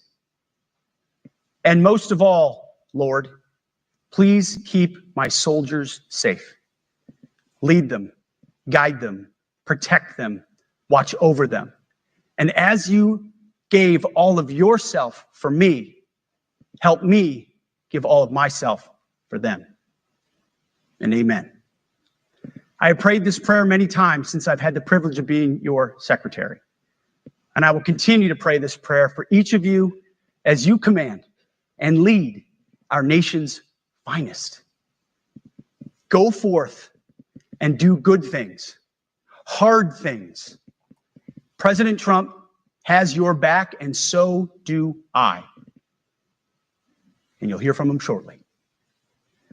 Move out and draw fire, because we are the War Department. And there it is. That's Mr. Hegseth's speech there, which I thought was a pretty good one. I haven't heard, usually these are really, really boring speeches. But I think he did a good job. And I know there's going to be a lot of snowflakes, leftists, hardliners, warhawks, neocons.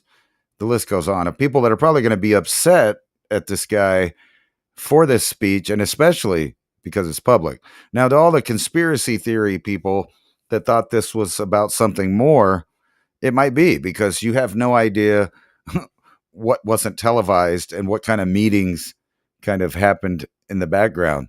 But are we going to go to war? It looks like it. Let's see here. Let's look into how it looks like we're about to go to war.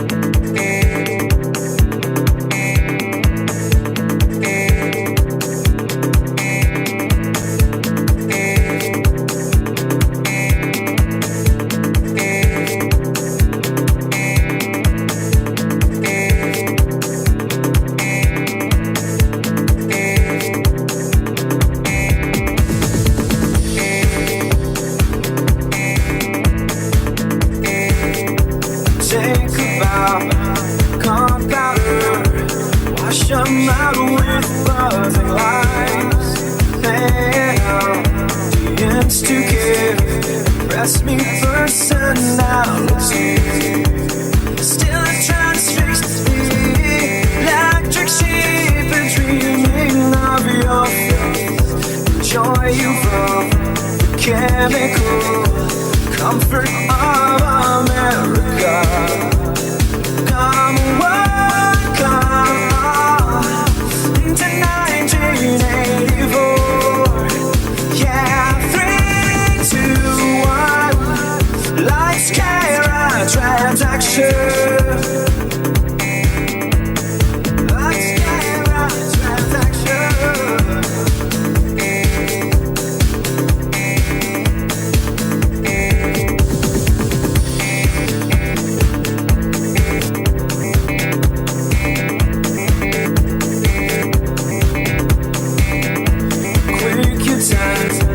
Almost up. All forget that they're the mom, edging in towards the flame, burning to obscurity.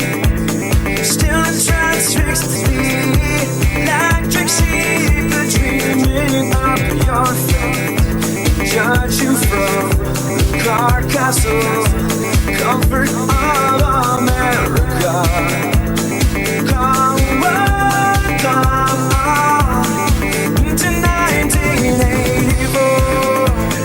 Yeah, 3, 2, 1. Lights, camera, yeah. Come on, into 1984. Yeah, 3, 2, 1. Lights, camera, transaction.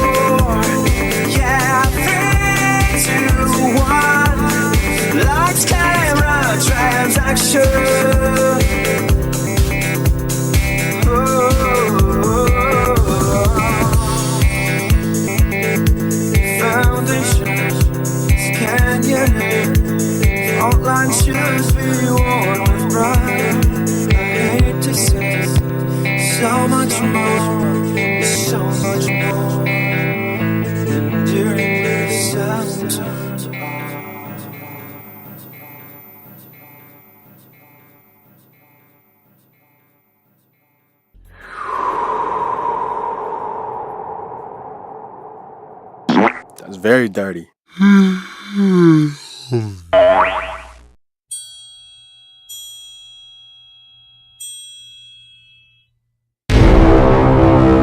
At any time. But I think in the Western Hemisphere is most likely. And we'll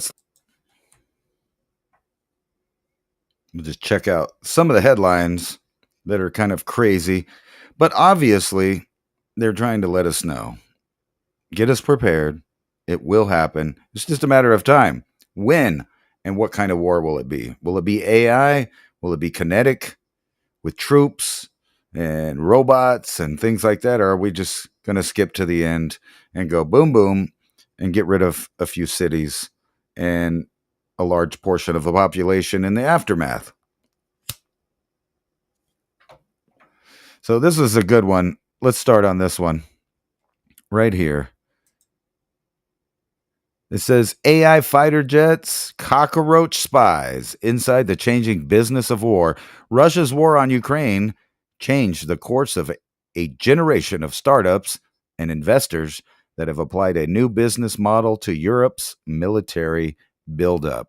And there is quite a big reshuffling and buildup.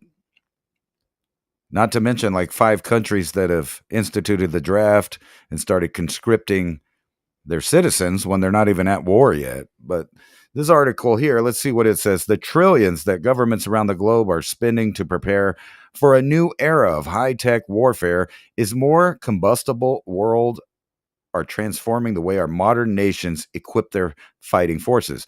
In Europe, where Russia is using drones to bombard Ukraine, and also it's weird that they didn't mention Ukraine has been bombarding Russia with drones for quite some time. And even the new North Atlantic Treaty Organization's resolve, which is basically funded and armed by the United States. So they're not going to do anything without the U.S. A new generation of startups is sidestepping how countries have traditionally built their arsenals. Instead of waiting for governments to propose and fund projects, private investors are using their own money to speed up financing, research, and prototypes, hoping that the buyers will follow. It's a pretty big revolution in the defense industry, according to Gunbert Schierf, if I said that right, a former advisor in the German Defense Ministry and partner at McKinsey and Company, who helped fund a defense tech company called Helsing in 2021 with seed money from Spotify's chief Daniel Ek and others. It's totally different business model. Totally different in the way that the military industrial complex and their companies are not the only companies that would and are going to make big dollars in the future coming war. Russia is helping train China's paratroopers, leaked files show. I already said that because that was obvious. Russia is helping to train and equip Chinese airborne forces in its assault tactics and hybrid warfare, according to leaked documents that point to the deepening Sino-Russian military partnership. We know that China has had plans on this for a long time. What's been stopping them? I don't know. Like, I talked with Dubai on Thursday. He doesn't seem to think that China will ever do that, but I think they will. And they're getting the go-ahead from their allies. Russia is helping prepare the Chinese to attack Taiwan. Same basic article. Documents suggest Russia's using battlefield experience to give Chinese airborne units the training and technical know-how to carry out a lightning-fast operations. Trump asked Supreme Court to rule on birthright citizenship, saying that, you can't just come over here and drop anchor babies until we need those populations to help us fight a war. And that's why they changed the wording in the draft legislation, if they ever put that, out there, and draft your children. Well, now they can draft any person, male or female, citizen or not, 18 to, I think it was 26 years old. So anybody that's here may just be getting drafted instead of deported in the near future. And this is something to look into. Top Trump lawyer exposes Deputy Attorney General for sabotaging investigation of deep state kingpins. In other words, government protecting government, as always. Japan sends Air Force to NATO bases as threats emerge on multiple fronts. So they're picking sides. They're getting ready. Here's Russia. I brought this up last Thursday. Basically, each side is trying to figure out rules of engagement, when they're allowed to fire, what will be the pivotal trigger. Will it be some kind of dogfight or something like that that throws the world directly into war? With a friendly wave, Russian pilots dared NATO's to start a war. In other words, they're trying to test the waters on both sides to see if they can get the other side to strike first so that they could somehow be seen as, the good guys. The hell? I'm all blurry. There I am. Anyway, yeah. So when do they shoot? Who knows when that's going to happen? A massive telecom threat that was stopped. I brought this up Thursday too.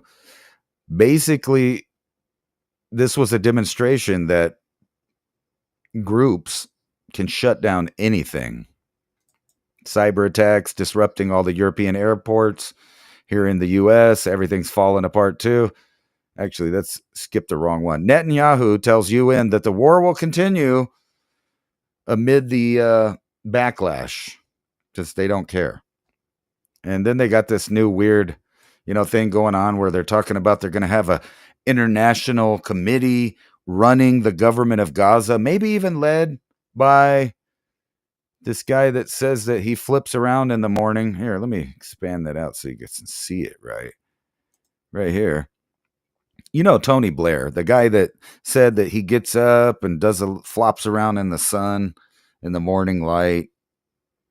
He's a Luciferian. That's exactly who we need to lead Gaza. What a great pick. Says Blair's back. Tony Blair offers to lead Gaza after war ends, with Israel rebuilding plan cooked up with Donald Trump. This shit is never going to go down that way. And really think about this guy. Might as well go over there. I mean, you guys let your country basically become Islam, so I guess you guys are tied into the Middle East more than people want to admit. Trump expands unauthorized use of lethal military force in the Caribbean, which is completely silly. He's the commander-in-chief. If he authorized it, then it is authorized. What a silly headline by the National Review. However, if they're not declaring war on a nation, then they don't really need congressional approval. And everybody, all of the presidents, you can go way back, have done military actions without, Congress declaring war on a country. And this is talking about earlier this week on President Trump, undeclared war. It's pretty declared. He said that he listed several groups as being terrorists on the terror list. They're considered terrorists. So it is declared, and he authorized it. So this is silly. But anyway, wondering aloud where Congress is. Venezuela has not attacked our country militarily, but the president claims unilateral authority to employ lethal force, deeming boats, he says, are ferrying drugs into the United States. And I'm sure that all of you guys have seen the hits where they blew up these things. It's out in international waters. And I guarantee if they just seized one of those boats and it had tons of cocaine or fentanyl or something, it's not like Venezuela was going to go, hey, that's our boat. You can't attack our boat. You can't arrest our people. They're not going to do that. So there is an authorized by the president war on terrorists, which was authorized way back in 2001, if you want to get technical, the war on terror. And you could go back to the Bushes and Reagan, the war on drugs. All of this fits into that if that's the reasoning they're using. They're using to blow up stuff. Germany prepares to treat 1,000 injured soldiers per day in a war with Russia because they want one. It's like the whole world went bored. Not really. It's just the leaders, the people that aren't going to be in the wars, the people whose kids aren't going to be in war unless, they do like the prince did there from the UK, where he basically was never in any real danger, and they wouldn't let him be in real danger, but they let him go shoot at some people and do a little combat, not quite like, back in medieval times where sometimes you would actually get a royal go out there and fight another royal. They don't do that. Your kids, not their kids. And it looks like, they're just ready for it. And you would think Germany, of all countries, would be doing everything that they could, considering the last two world wars, to not be involved or not have their country smashed like in the past. Trump's nuclear renaissance rests on risky plan of radioactive waste. It says the Trump administration's plan to fast track construction of new commercial nuclear reactors to, address the power crunch around the country's leans heavily on a small group of startups, more business, retransforming of who, is getting paid to do things.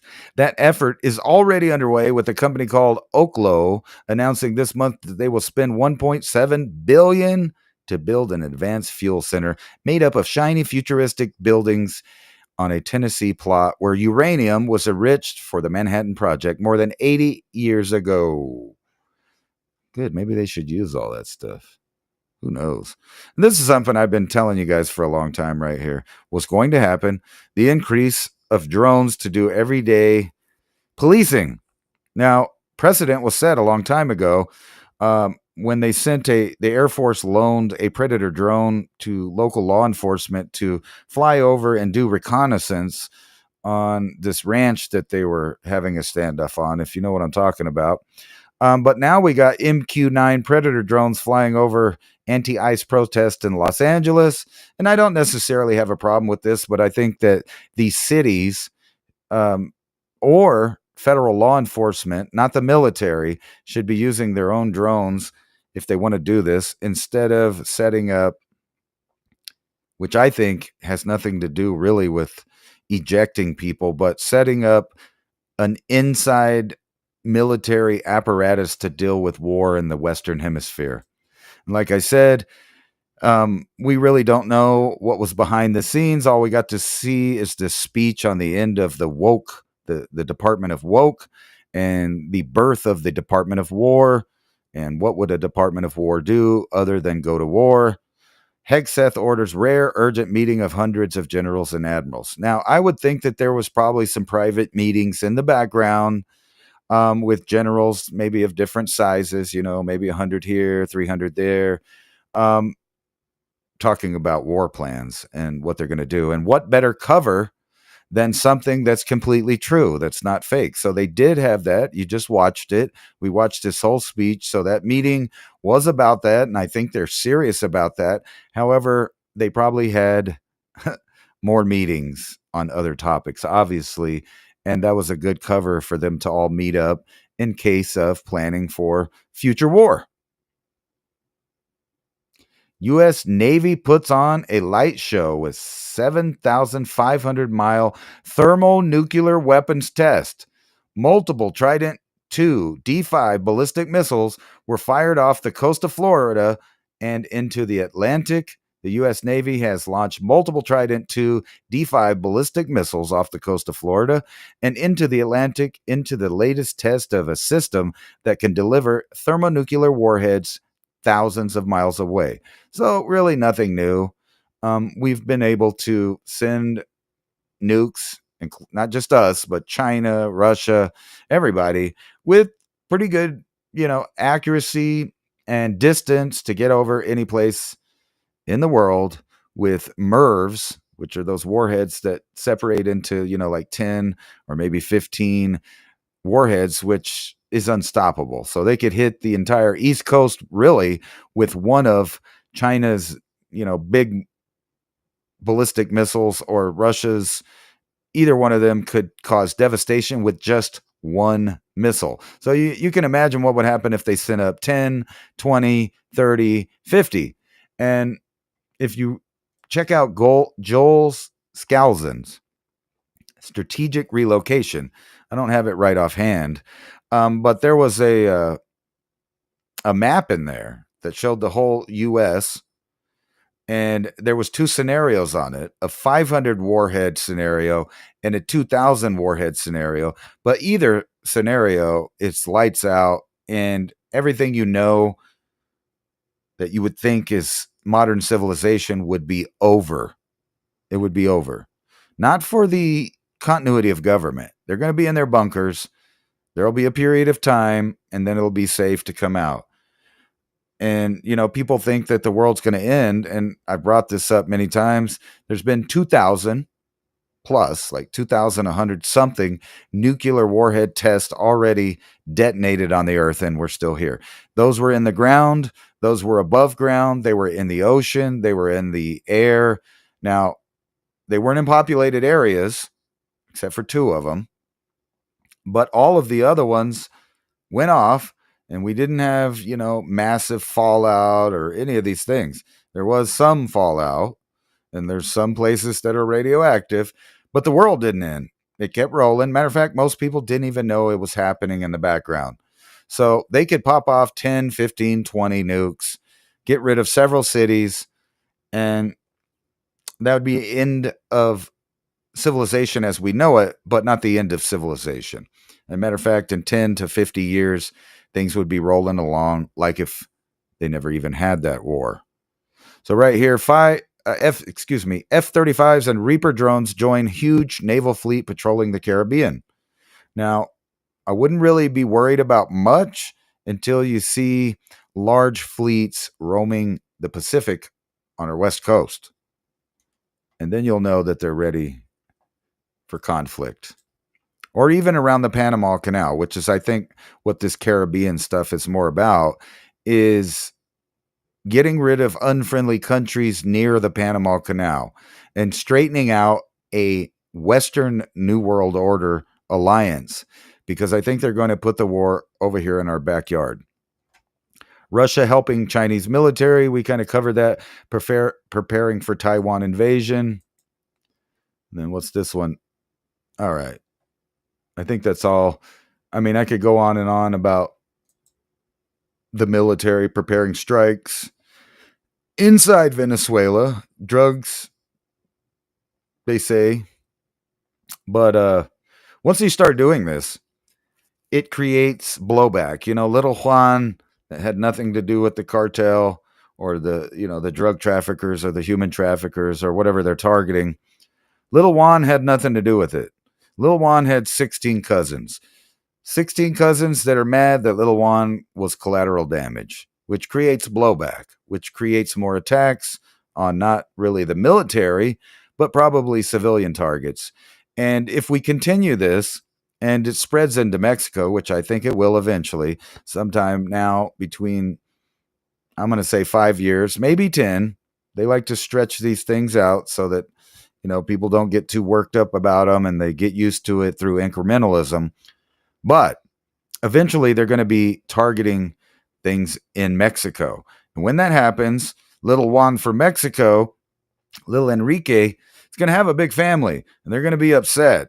And they're not going to accept, oops, we're sorry, collateral damage. They're going to be upset, and they're going to be up here on our border sending drones across to civilian targets.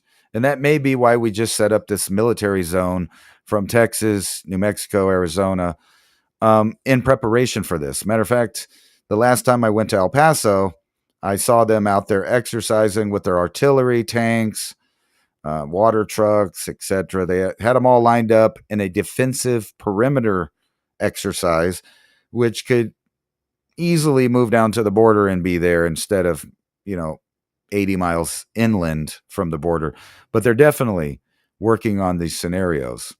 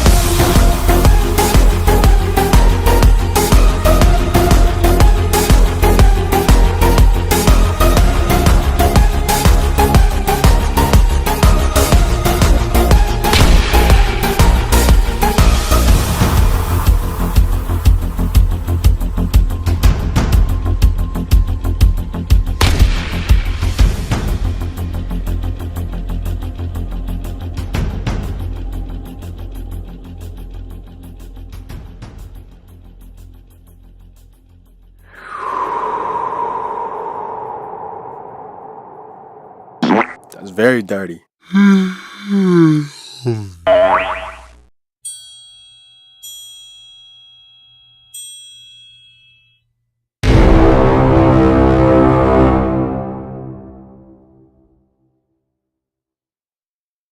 So look forward to that.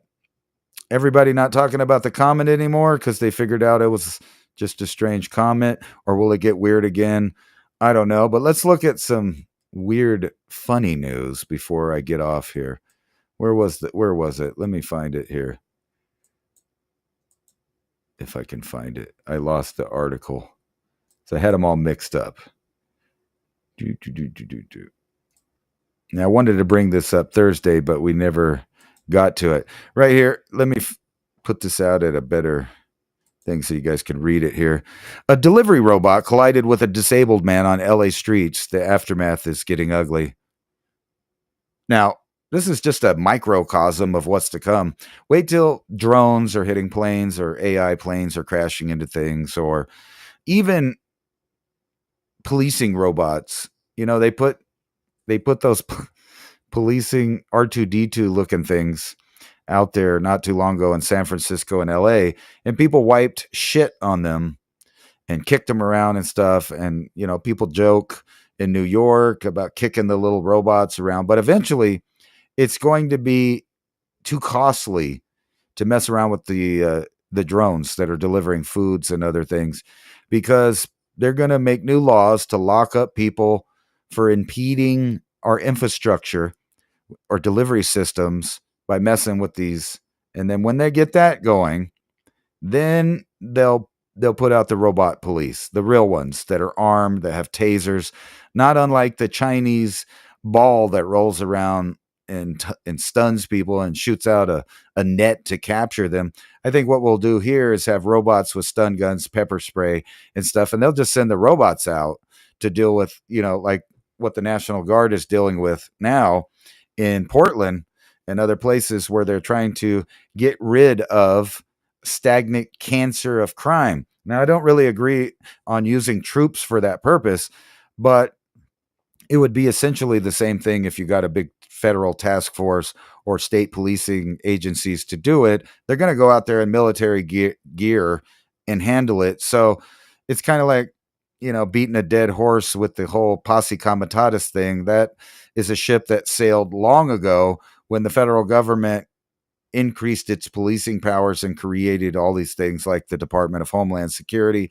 And matter of fact, if you add up all the police that's in the United States, they're like the fourth military in the world, fourth biggest military in the world. And they do have lots of ammunition and military grade equipment, and they have for some time. So to act like, oh, look, the troops are on the streets. They've been on the streets. They just have different uniforms. That's all. But they've been on the streets, and there's no arguing that there's a cancer of crime and Marxism that not too long ago, just a couple of years ago, burned about, what was it, $20 billion worth of, you know, infrastructure, buildings, businesses, killed people. And we just let that run rampant. And now they're finally cracking down on it. And you hear people whining about this, that, and the other thing. We let it get to a point where there doesn't seem to be another answer. But soon there's going to be robots out there. And guess what? The robots aren't going to have any empathy or compassion for your argument or your free speech or none of that stuff. So get ready for that. It sounds great, doesn't it? Here's some more crazy articles over here I wanted to cover for your Wednesday morning. Woman 95 beats fellow nursing home resident to death with a wheelchair. And I'm not sure if this is the same one, or I just saw multiple articles close to the same thing. But this one sounds a lot like the other one where they beat a Holocaust survivor to death. It says an 89-year-old woman living at a senior housing facility in Brooklyn was bludgeoned to death with a wheelchair, part of a fellow resident. Was beat to death with a wheelchair part. Oh, that's where that messed me up there. Anyway, beat him to death with a part off their wheelchair by a fellow resident who had dementia, sources knowledge of the probe say. And I don't know if this is the same one, if this lady was a Holocaust survivor, or it's a different nursing home attack by dementia people. I'm not sure. This one's trippy. Why many young adults turn on TV or movie subtitles, according to new poll. Well, I'll tell you why. Because their brain has been rewired.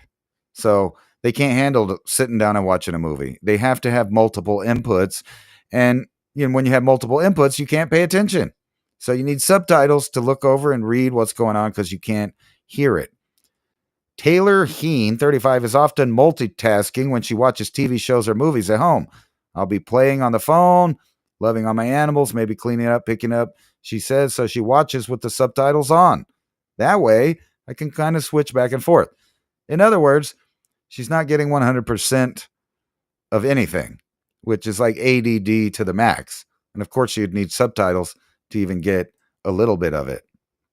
Now, speaking of robots, according to the Daily Mail and many, many other articles that I've shown you in the past,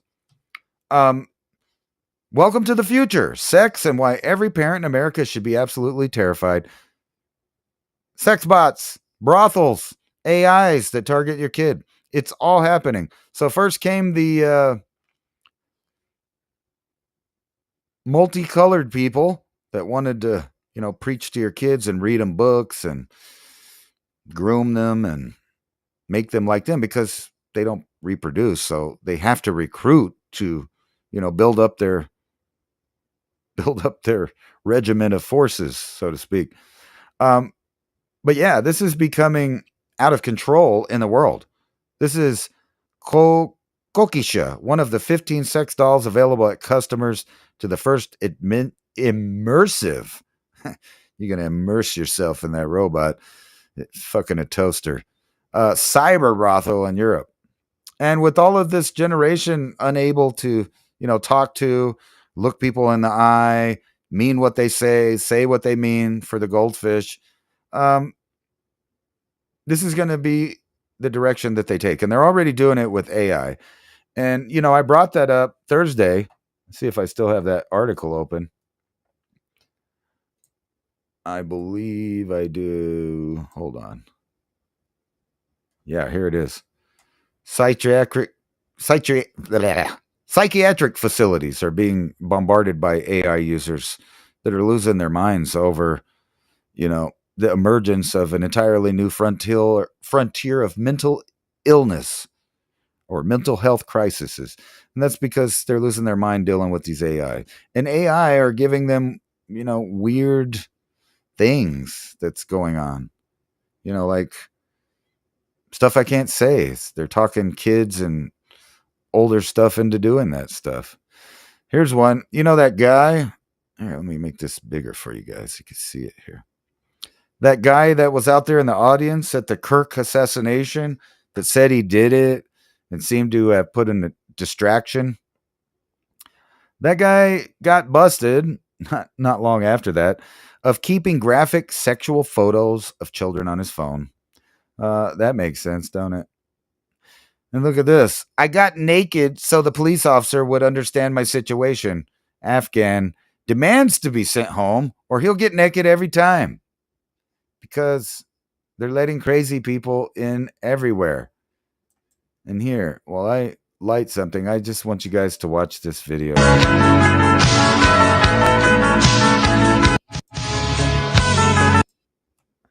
This ram here sees itself in the mirror. This is some tobacco shop in Russia. They wake up in the morning, go to work. They ain't got no windows. No windows. Can you imagine dealing with that shit? Anyway, I have to take a small break, but you won't notice it because I'm going to pause it and I'll be right back. And it'll be like I time travel. All right, I paused for the cause, man. But I forgot where I was at, but I think I was going in a direction here with the future is now here. Not only should you get used to the idea that we will be going to war, a worldwide conflict. It might not be, like World War II, but it will be a worldwide war. And let's see here. Some of these articles like this, the F-35 Reaper drones joining the U.S. naval fleet in the Caribbean, and why should you care?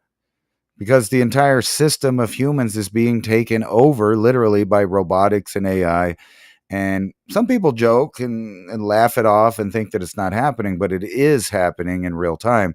So not only are your children being subjected to it and being trained to be in a world where they can't even, talk to other people in a normal way. They can't look people in the eye or, function. And then you got these brothels and the AIs pushing the idea of, the friend economy where they're going to sell you this AI friend all the way down to, humping toasters, which I've kind of been joking about for a long time. But it's not just that. They're going to be flying the skies above your head. They're going to be policing, like I've been telling for a long time. Matter of fact, here's one right here that I was talking about that, a minute ago, that they shouldn't be using government drones, like as far as military drones, unless they purchase those drones themselves and then use them. But they have their own drones. Police drones tracks Walmart theft suspect in real time. And it's just on and on. But how come we're still kind of, regressed as far as space travel? If it wasn't for Elon Musk, there really wouldn't be anything going on up there. But supposedly, meet the astronauts who will fly to the moon for the first time in 53 years. The Artemis 2 crew includes NASA astronauts Reed Wiseman, who wants to honor his late wife's wish for him to keep reaching higher and higher. And boy, I am higher and higher right now, so I'm helping with that dream on my own. Anyway, supposedly these guys are going to go to the moon.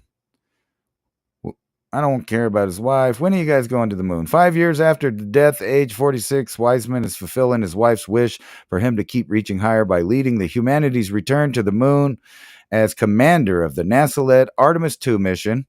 Wiseman said, blah, blah, blah. Yeah. When are we going to the moon? The Artemis campaign is aimed to building a long-term human presence on the moon.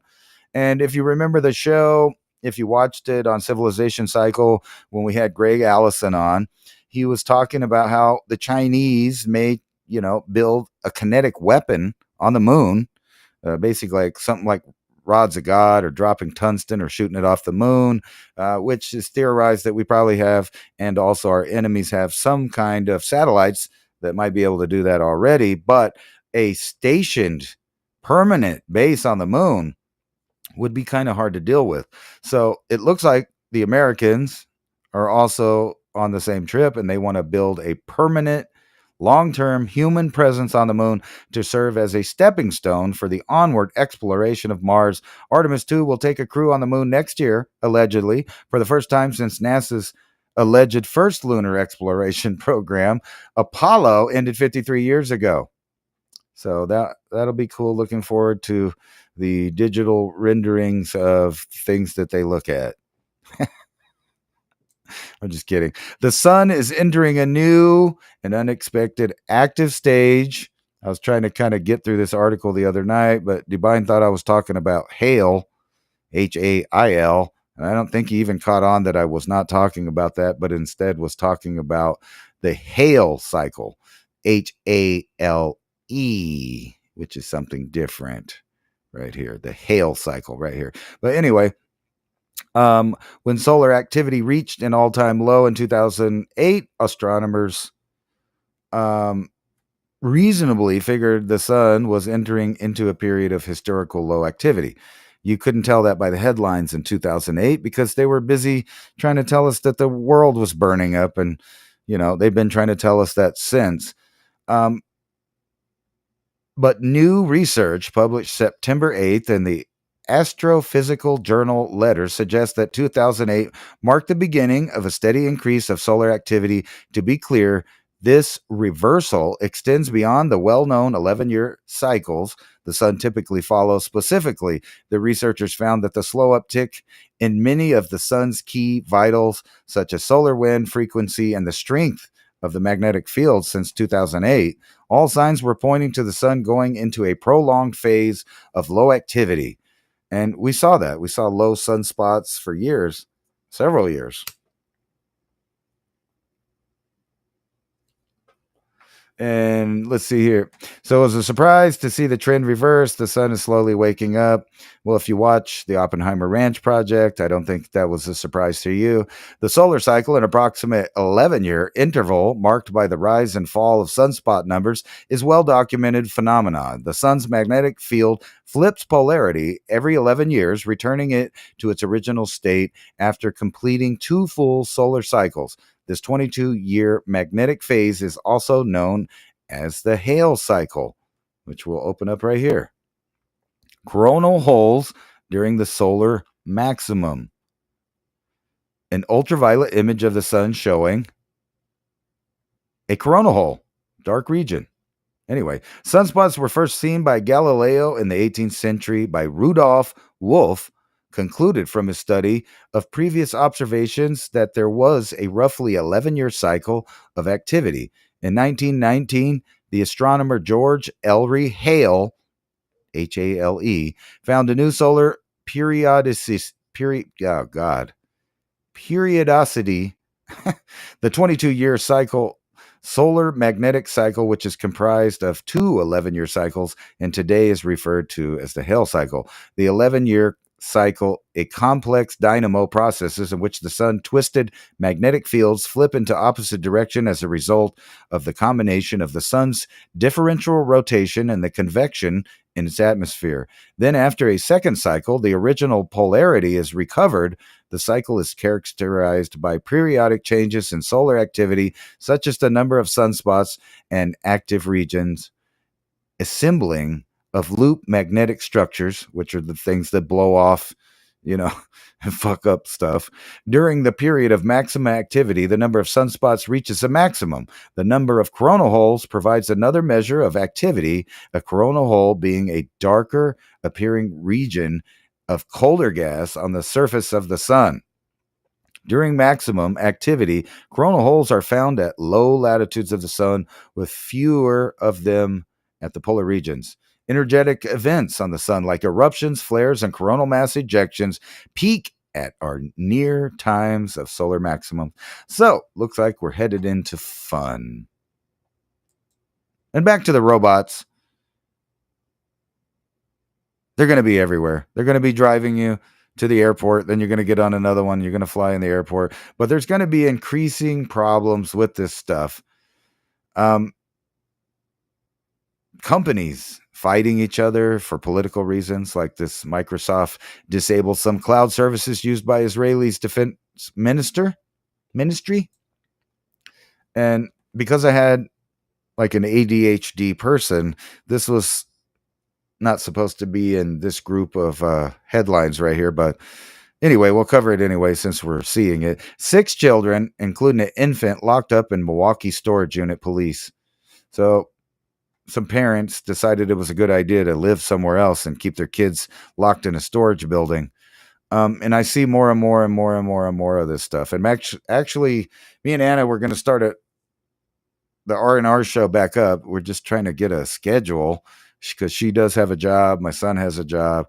So we're trying to juggle hours between having, 2 toddlers here to have time to do a show. So it's kind of hard to do that, but we're trying to get a good schedule where I'm on probably 2 or 3 times a week, plus a R&R show, and then plus Civilization Cycle. But me and Anna would be covering crime like this. 6 children, including this infant, locked up by crazy people. And I just see more and more crazy of this stuff. So I'm going to go ahead and close this. We'll get to that at another time. But let's have fun for a minute and look at these conjoined twins that exploit their sexuality.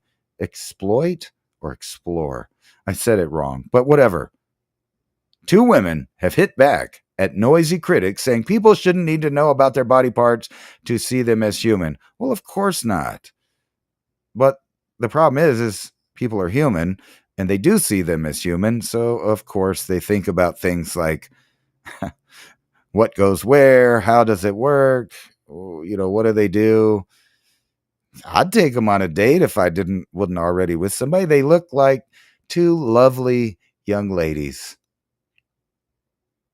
I'd take them on a date, and I would probably, if I was a young man, find out what went where. Just saying. Is that mean? Is that bad? I'm sorry. This guy looks like he has a smug, happy face. So he's living the dream. Don't worry about them. Anyway, back to the robots. Scientists warn governments must bomb AI labs to prevent the end of the world. And they might be right. With stuff like this, there are more robots working in China than the rest of the world combined. So let's see what these guys, I guess, kind of weird looking guys, they got that weird look to them. Nice shirts. Anyway, two scientists have warned that the growing industry could lead to a true end of the human race. Artificial intelligence is popping up seemingly everywhere we look in the moment, used to boost our Google searches results, create mad, embarrassing promotional videos, therapy for people with mental health issues, which is probably a really bad idea, and make such realistic images people can't trust your eyes anymore. And that's right, you were told a long time ago never to trust your lying eyes. Well, now is the time not to trust your lying eyes, like for real. And I've been telling you that for years now, that you can no longer trust what you see, read, hear, even if you're there in real life. However, it's not everybody is thrilled about the prospect of the rise of AI, including Eliezer Yudkowsky and Nate Soros, spelled different than the other Soros guy, two scientists who fear it could bring about the destruction of humanity. From fearing of a rejecting AI altogether to scientists run the Machine Intelligence Research Institute in Berkeley, California, and have been studying AI for a quarter of a century. AI is designed to exceed humans in almost any task. And by the way, according to Musk, it will only be 1 to 2 years before AI is equal in cognition to humans. And I think that's already happened. They're kind of slow rolling the idea because people just don't want to wrap their head around it, or they don't want them to wrap their head around it yet. And the technology is becoming further advanced than anything we've ever seen before. Yudkowsky and Soros, I don't know how to say it, predict these machines will continue to outpace humans at an incredible rate during calculations in 16 hours, which would take humans 14,000 years to figure out. Some people don't believe that, but I do, because we're seeing the proof in the pudding. The AI is all around us. It's doing stuff that's unimaginable. They warn us that humans still don't know exactly how synthetic intelligence actually works, meaning the more intelligent that AI becomes, the harder it will be to control. Spelled out in their book titled, "If Anyone Builds It, Everyone Dies." They fear AI machines and programmed to be ceaselessly successful at all costs, meaning they could develop their own desires, understandings, and goals. The scientists warn that AI could hack cryptocurrencies and steal money, pay people to build factories to make robots, and develop viruses that could wipe out life on Earth. They have put the chance of this happening between 95 and 99%. And I don't think it's that high. However, the technologies that they're worried about, I've demonstrated on this show, are real, and they are building robots, and soon robots will be building other robots. AI will be writing other AI, and there will be, if it already happened, a singularity where they outpaced human thinking. And then we have to wonder if the people in charge are listening to the AI or still programming it, and with all the faults that they already programmed in it. And then this guy, regulating AI hastens the Antichrist, says Palantir's Peter Thiel. Tech billionaire claims that a lecture about religion, that the devil promises peace and safety by strangling technology progress with regulation. This guy's nuts. Anyway, one of the world's most powerful technology leaders has reportedly warned that regulating artificial intelligence risks hastening the coming of the Antichrist. Yeah, you heard me. That sounds crazy. Peter Thiel, conservative. I don't think he's really a conservative, but whatever. Billionaire who was co-founded Palantir, the data analytics group, and PayPal, the payments operator, is said to have made the comments during a lecture delivered in San Francisco this week.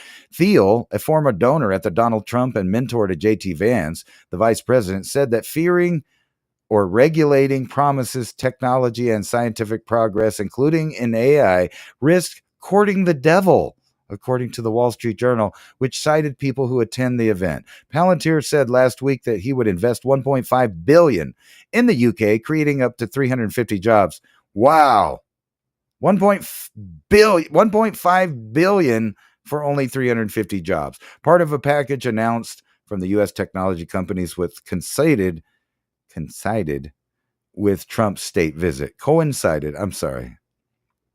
Anyway, it's funny because right here where I live, I just saw a video. Maybe I can find it again.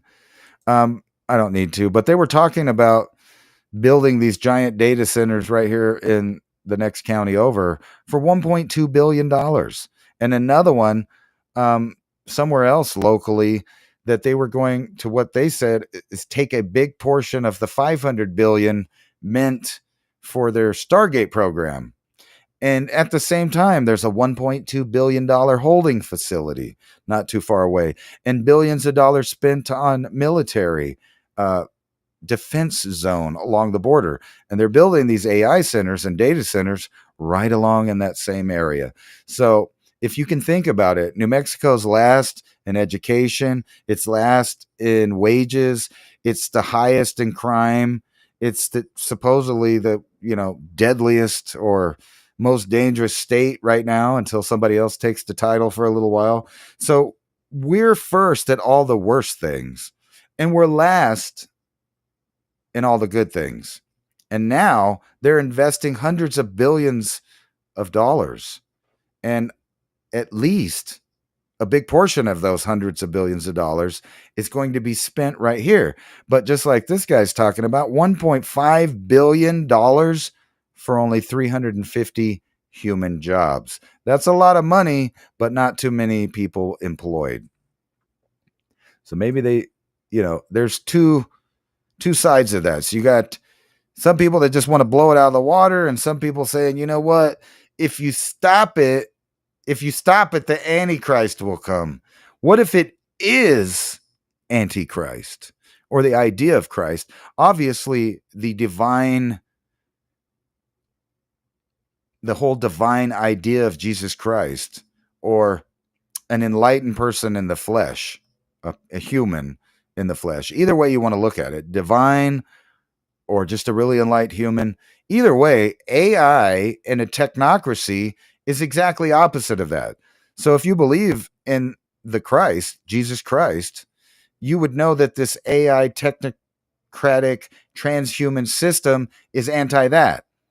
Even if you don't believe that Jesus was divine and the Son of God, maybe you just believe that he's a historical figure that was an enlightened human being, it would still be anti-Christ.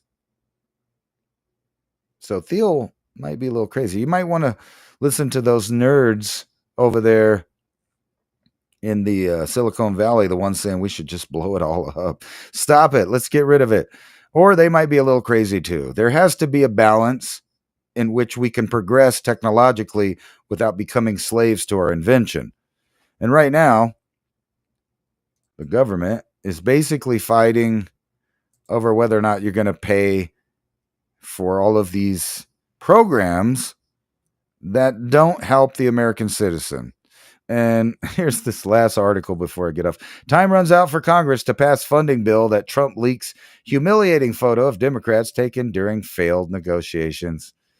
And that's funny. I think it's funny. What's this one? Terrifying noises heard by roommate of Kentucky cheerleader before her. This looks like something for the R&R show. Anyway, you know what? Who cares if they shut the government down? They could just run it by AI, like they've been talking about, replacing a lot of human positions with AI, including, but not limited to, the government. And that's kind of where we stand. At the precipice of war, at the precipice, the turning point of the transhuman system. We're in it. Let's hope we're in to win it. And anyway, This show has been brought to you by listeners like you, like PBS. But I don't get funded by the government. So, you know, if you think about helping the show, and by the way, let's see here. I wanted to give thanks to some people here. Just got to look up the name right here. So, Julie Heading, thank you for buying me a coffee. I really appreciate that. And over on the PayPal, some people gave me some stuff. Matter of fact, if you guys know Bill, that comes in the chat all the time, Bill Sibley is like the only person that's donated to my channel for years. So he basically, you know, kind of keeping it open. Thanks, Bill Sibley. And let's see here. I think I got more. There was someone else, but it's not on my list anymore. But thank you guys for donating. It really helps out. Every little penny that I can get helps me, you know, exist here. And where was I? There, couldn't find it. Anyway, thank you for those donations. And if you'd like to help out, I am completely listener supported. So you can PayPal a mofo right there, or you can buy me a coffee right there. YOLO mofos. And I appreciate anything that you give, but don't feel obligated. This is a show that I do for free. I don't expect to get paid. I do it because I want to. It does cost money, but you know, I make money sometimes working like everybody else. Just sometimes I don't, which sucks. We have slow times. But anyway, and plus I'm getting, believe it or not, with my beautiful face, I'm getting a little old where it's kind of hard to do hard labor nowadays, and I get really sore from it. So probably not going to be doing much of that for other people anymore, mainly for myself. Like gardening and fixing my own house and whatnot, teaching my children how to fix things, because obviously they're going to be going into a whole new wide world, a brave new world. Maybe we'll get one of those Tesla bots in 10 or 15 years when it's old to do some of the backbreaking work around here, if it can function and do it. Who knows? Anyway, that's all for me. Peace out, and thanks for watching Mountain High Time, where the time and the place are the same. It's 177.6 on your freedom of speech dial, and I'll try to be on here more. I've been really trying. It's just, like I said, it's hard to put a schedule together when you got so much interaction going on with other people's schedules. But the plan is to be on here quite a lot from now on. So peace out. And I'll probably be back on later tonight with some anthropology science to go through. And let's talk about Ancient Man. I think I'm going to call that one The Cro-Mag in Me. The Cro-Mag in You. However you put it.